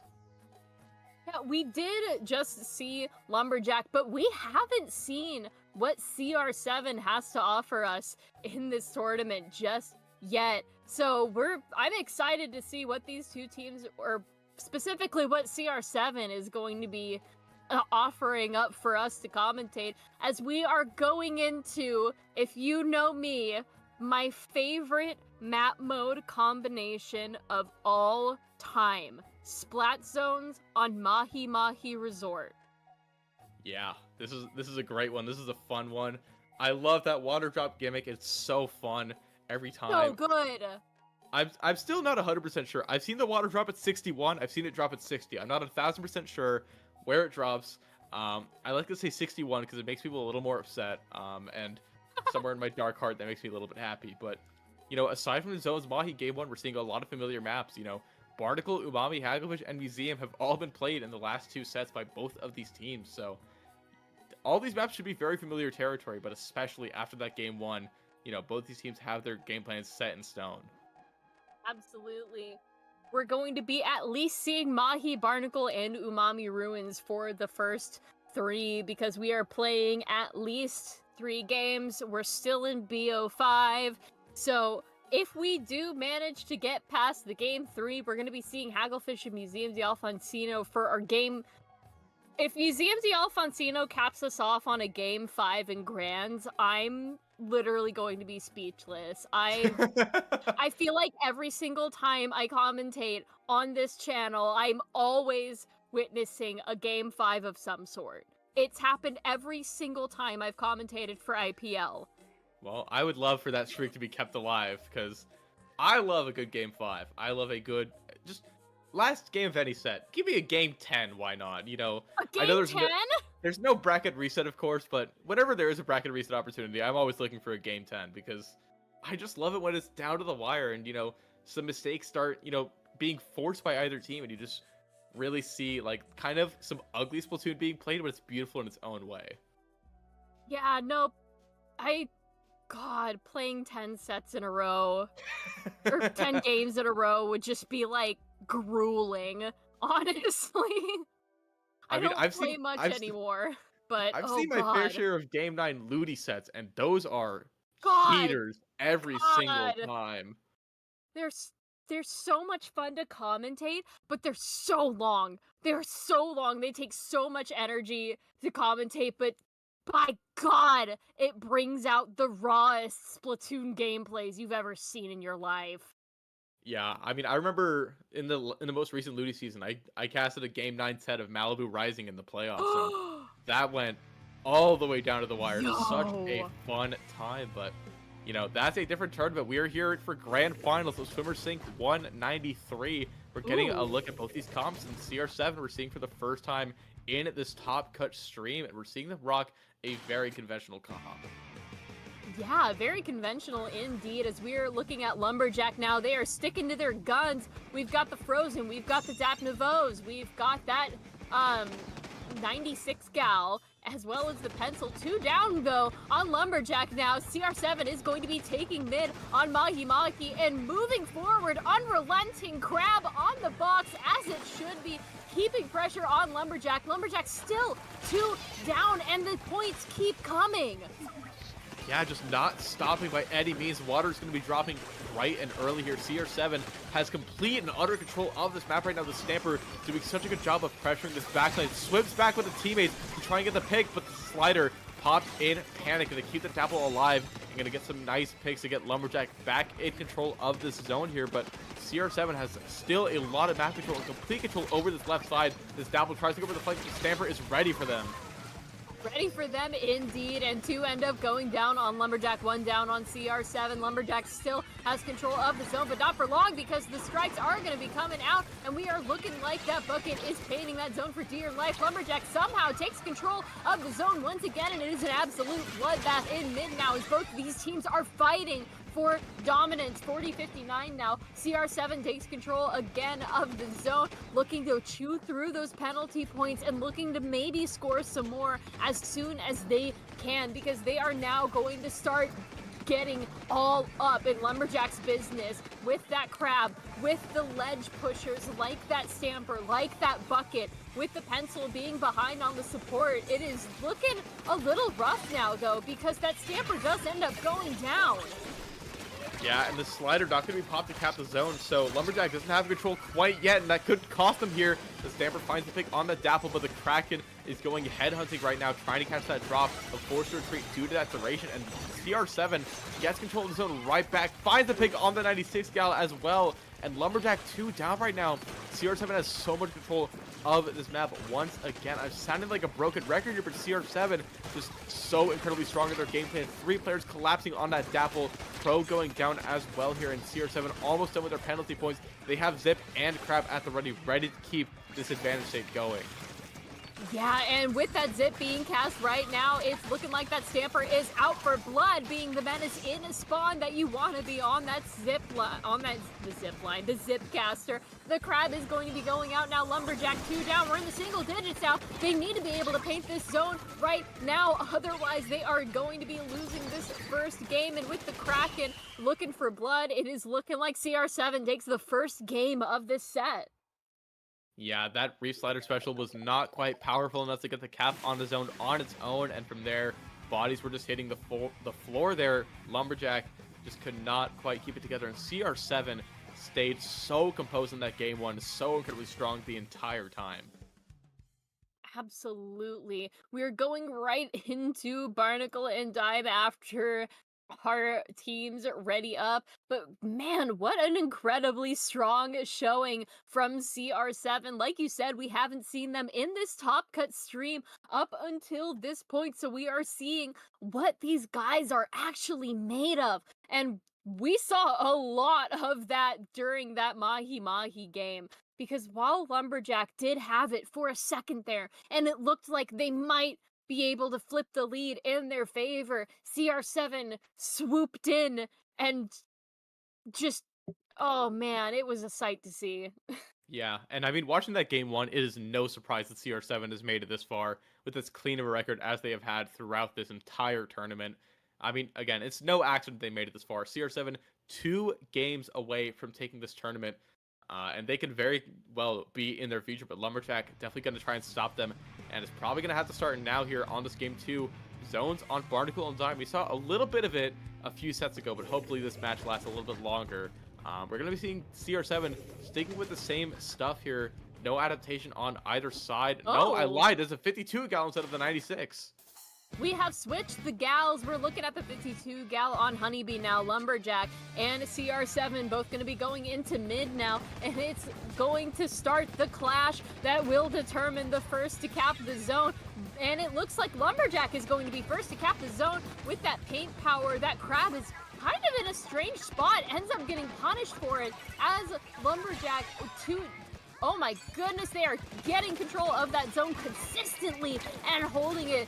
We saw 2 down on CR7 there. We see that Frozen Pro just doing a really good job of keeping everyone in their place with the missiles, with the incredible range of it as well, and with that lethal bomb that it's so desperately needed in its past hits. 2 down on CR7 yet again. Yeah, Lumberjack doing such a good job of holding onto the zone for dear life. They are not letting go by any means necessary, and CR7 really struggling to push forward as a team. The Bucket able to call out that 52 gal, trying to push forward onto their blast, and they're close to another round of tri-strikes to try and clear the zone area, but Lumberjack was painting over everything and still finding these picks. Dapple gonna go down though. CR7 moving forward as a unit, trying to get these picks, trying to get this cap here, trying to get the jump, but they don't have the paint quite yet though. Finally though, 2 players go down. They're able to turn off that faucet, so to speak. This Bucket swims forward, finds another pick on to that Pen player, and that's gonna be decisive control here for CR7. Like you said, CR7 doing they were struggling a bit in mid there at first. They do have a lot of points to chew through if they want to contest with Lumberjack's lead, but Lumberjack does have a 65 tick penalty under their name that they have to chew through if they want to knock out CR7. And Lumberjack is already back into mid to end up going down though. Honeybee in a bit of a strange spot, jumps out just in time before they are discovered by CR7, and CR7 is still taking down that zone. They have not lost any points to Lumberjack until, well, thus far in their push, I should say. Because now CR7 is going to be camping on that platform looking for more. Yeah, they're approaching the lead territory, but not if that re-slider has anything to say about it. Slider cheese in full effect here for Lumberjack, and they're finally using it to its fullest potential here on Barnacle, resetting that penalty and really getting some good control. Honeybee is just dancing along the ground here with this 52 gal and taking control of this area on their lonesome, as 52 is so good at getting the pick on the splash, turning off that crab supply for just a little bit longer, and just jumps out as soon as they're being threatened. Such an effective tactic there with that 52 gal. It's going to be such an effective time waster here for Lumberjack. Stamper is going to be popping that Zipcaster, trying to find some picks from the back line. Is able to get the pick on the Pen in the process, but Lumberjack almost done with his penalty and so close to this knock, and they can just hold on to this zone for a little bit longer, but their players are starting to go down a little bit. 2 down on Lumberjack. CR7 fighting back and is getting the cap. Getting the cap, but they have 50 ticks of penalty to work through. So does Lumberjack. It is still anyone's game. The lead is close, but it might not be close enough. We are going into the last minute and 30 seconds of this match now soon. As we can see, those sodas are going to be going up for CR7 just in time for the members of CR7 to go completely down. But with that re-slider cheese popped in the zone, it is an absolute bloodbath in mid to go down on Lumberjack now. CR7 has the advantage with 3 down going on Lumberjack. They need to just move forward and get that last person out of the zone so they can retake that area that they were trying to take, the death pit. Yeah, and the time is starting to run low. I feel like Lumberjack's starting to panic a little bit, starting to stagger. that Zipcaster is forced to recall after falling in the water there, but still going to keep them alive. And Lumberjack has gotten completely wiped out here, and this lead is almost certainly going to go back in favor of CR7 here. Just a minute left to go, but we might not even make it that far here, Carnival. CR7 has the lead back in their hands, and they're in striking distance of a knockdown if Lumberjack does not have the proper response here and now. 2 down on either side, but the painting power of the Splash-O-Matic is able to hold onto the zone, and CR7 makes the comeback in game 2. It was not looking good for CR7 in those first couple of minutes of the game because Lumberjack holding on to the zone for dear life and doing a really good job at it, going all the way down to the teams before CR7 swooped in, staggered them consistently, had control of the zone and of the paint on the map, and just absolutely carried themselves to the last possible second. And that means that they are at match point. They're at tournament point. Better yet, if Lumberjack wants to, win this tournament, they have to win 3 straight without conceding any, games to CR7. CR7 one single game away from winning Swimmer Sync 193 with a dominant showing in Grand so far. Even, when they're down, they are never out. They never quit, and their comp is so adaptable to any game state. CR7 has just been shown to flourish in all scenarios right now.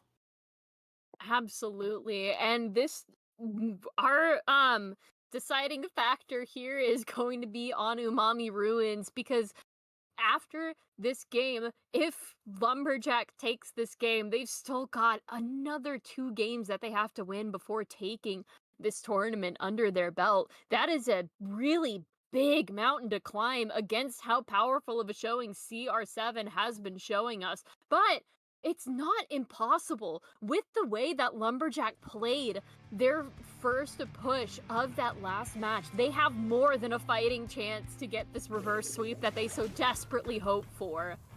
Absolutely. This tournament is not over by any means, but we're going to have to start to see Lumberjack make that response here and now. They're sticking with that 52 gal. It worked out well for them in that last game.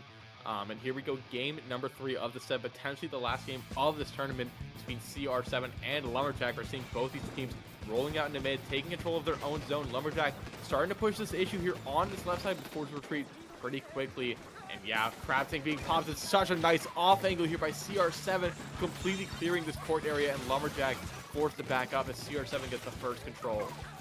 First control of the zone indeed. Like you said, that Crab Tank was in a really good spot to be able to clear that court of Lumberjack out and just away from the rest of the members of the opposing team. Just, again, the Crab really good spot. Honeybee now is just going absolutely nuts on that 52, ends up looking for control of the left side of the zone here. Looks like they're close to getting it, but they are stopped by not 1, not 2, but 3 members of CR7 just hounding them from afar. CR7 is still in control, mind you. The points are still ticking down, but with that quad missile shot going out, it is looking like CR7 does end up going 2 down, and Lumberjack takes control of the zone in a crazed effort to grab mid. Those missiles are doing such a good job of scattering the rest of CR7. Yeah, but even then, even when Lumberjack had forces and missiles locked on them, or when CR7 had forces and missiles locked on them, and they were 2 down, Lumberjack still was not quite fast enough to get good control of the zone. So they got the cap for a moment. They got 3 points in their name, but CR7 right back in control of this game, dictating the pace. And I mean, CR7 is doing such a good job of forcing Lumberjack to play their game and forcing them to play at their pace. And it's just a pace that Lumberjack has not been able to keep up with so far in this set. CR7 almost done with these penalty points, but the missiles are able to find a pick onto that Stamper. Honeybee swimming forth with the Galba is going to be taken down from the backside by that bucket, being taken down by the pen, and it is a bloodbath in the enemy court right now. Restarter being popped as well. 2 down on CR7, but Lumberjack still not finding the cap. There we go.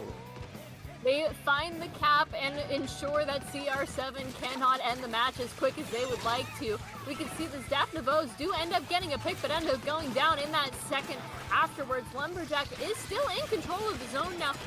but maybe not for long because it seems like CR7 with the sodas up, with that Zipcaster at the ready, they are looking for that retake and they are looking really nicely at it because boom, one does end up going down on Lumberjack, two on Lumberjack end up going down. CR7 takes control of the zone, 28 ticks of penalty point to Lumberjack, 34-63, CR7 still in control.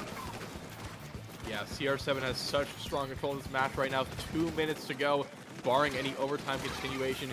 And this pen player not able to get set up on the dome is actually going to be taken down.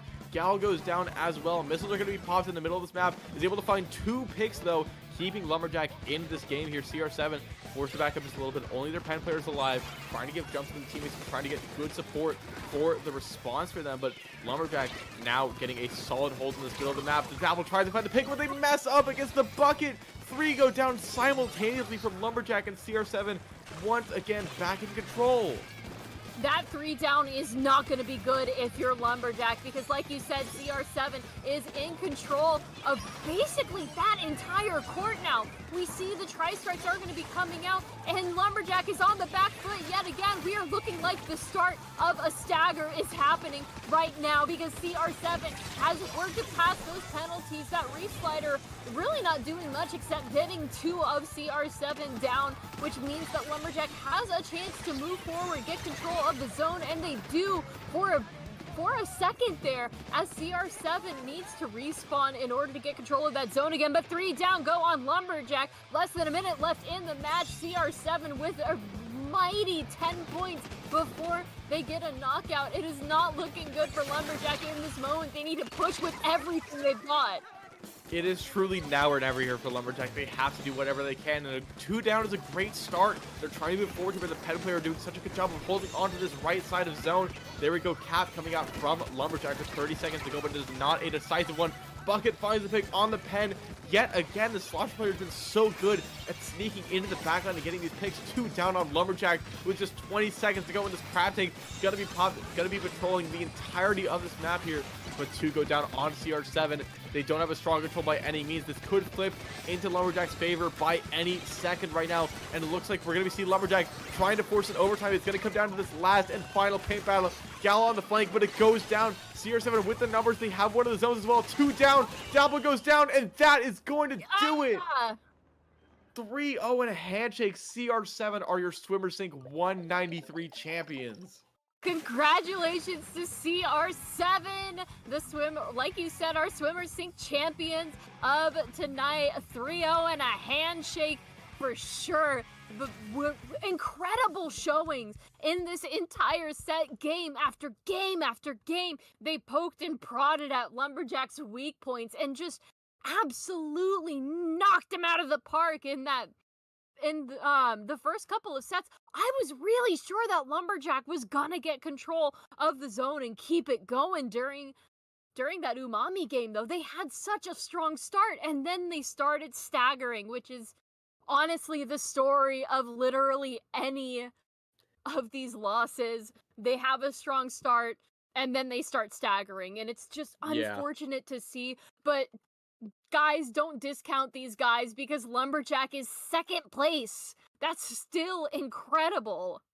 A very strong result for Lumberjack here. They had a great bracket run with very few blemishes. Again, only losing 1 game up until the grand set, but CR7 able to get it done, only dropping 1 game to the confounding composition of kicked out in that semifinal set, and still able to get 3 game wins of their own. So congrats again to CR7 for winning this tournament. Huge shout outs to Lumberjack for 2nd place, and a huge shout outs to Kicked Out for getting a 3rd place finish as well. 3-0 over Flies. But yeah, that is going to be the end of that tournament here. Absolutely. I hope you guys had a really good night tonight. We're always happy to see you on IPL for our Wednesday night Swimmers Sync, and honestly, a bit of a funny one here with the Just Splat Zones edition. Like, it was funny commentating Splat Zones for like 2 hours straight. I really like Splat Zones. It's got to be one of my favorite like tournament modes, TBH. But I love zones. I personally don't mind watching zones only at all. I think it's super fun. It's always super competitive, always super back and forth. And we saw a lot of really competitive back and forth games, even if the set count might not show with some 3-0s back-to-back on the stream, a lot of those games were really down to the wire. And, I mean, that's just what you love to see. Absolutely. And with that, again, huge congrats to CR7 for winning this swim or sink. It is getting a little late for basically everyone in kind of the easternish part of the United States here. So I am unfortunately afraid that we are going to have to call it for tonight. We can't keep talking forever. My name is Carnival. You guys see me here on IPL and Under Pressure as well. I do commentary for Ludi when it's in season and occasionally over on Dapples. You can find me on my Blue Sky down below. And if you see me around in the community, don't be afraid to say hi because I definitely don't bite. Pinky, where are we going to be able to find you once this tournament stops its stream? I mean, honestly, I could just repeat what you said. Yeah, I'm Broken Pinky. You can find me at brokenpinky.bsky.social. Although I don't use Blue Sky that much, but even still, that's where I'm at. You can find me commentating IPL, Splatoon tourney for Ludi season, Under Pressure, just all that good stuff. And again, I also don't bite, so if you ever see me around in any Discord servers or even at a potential LAN in the distant future, feel free to come and say hi. I'd love to chat. But with that being said, that's going to be the end of our show here at Swimmer Swing 193. Congrats again to CR7 for the win, and I hope you all have a great night. Take care.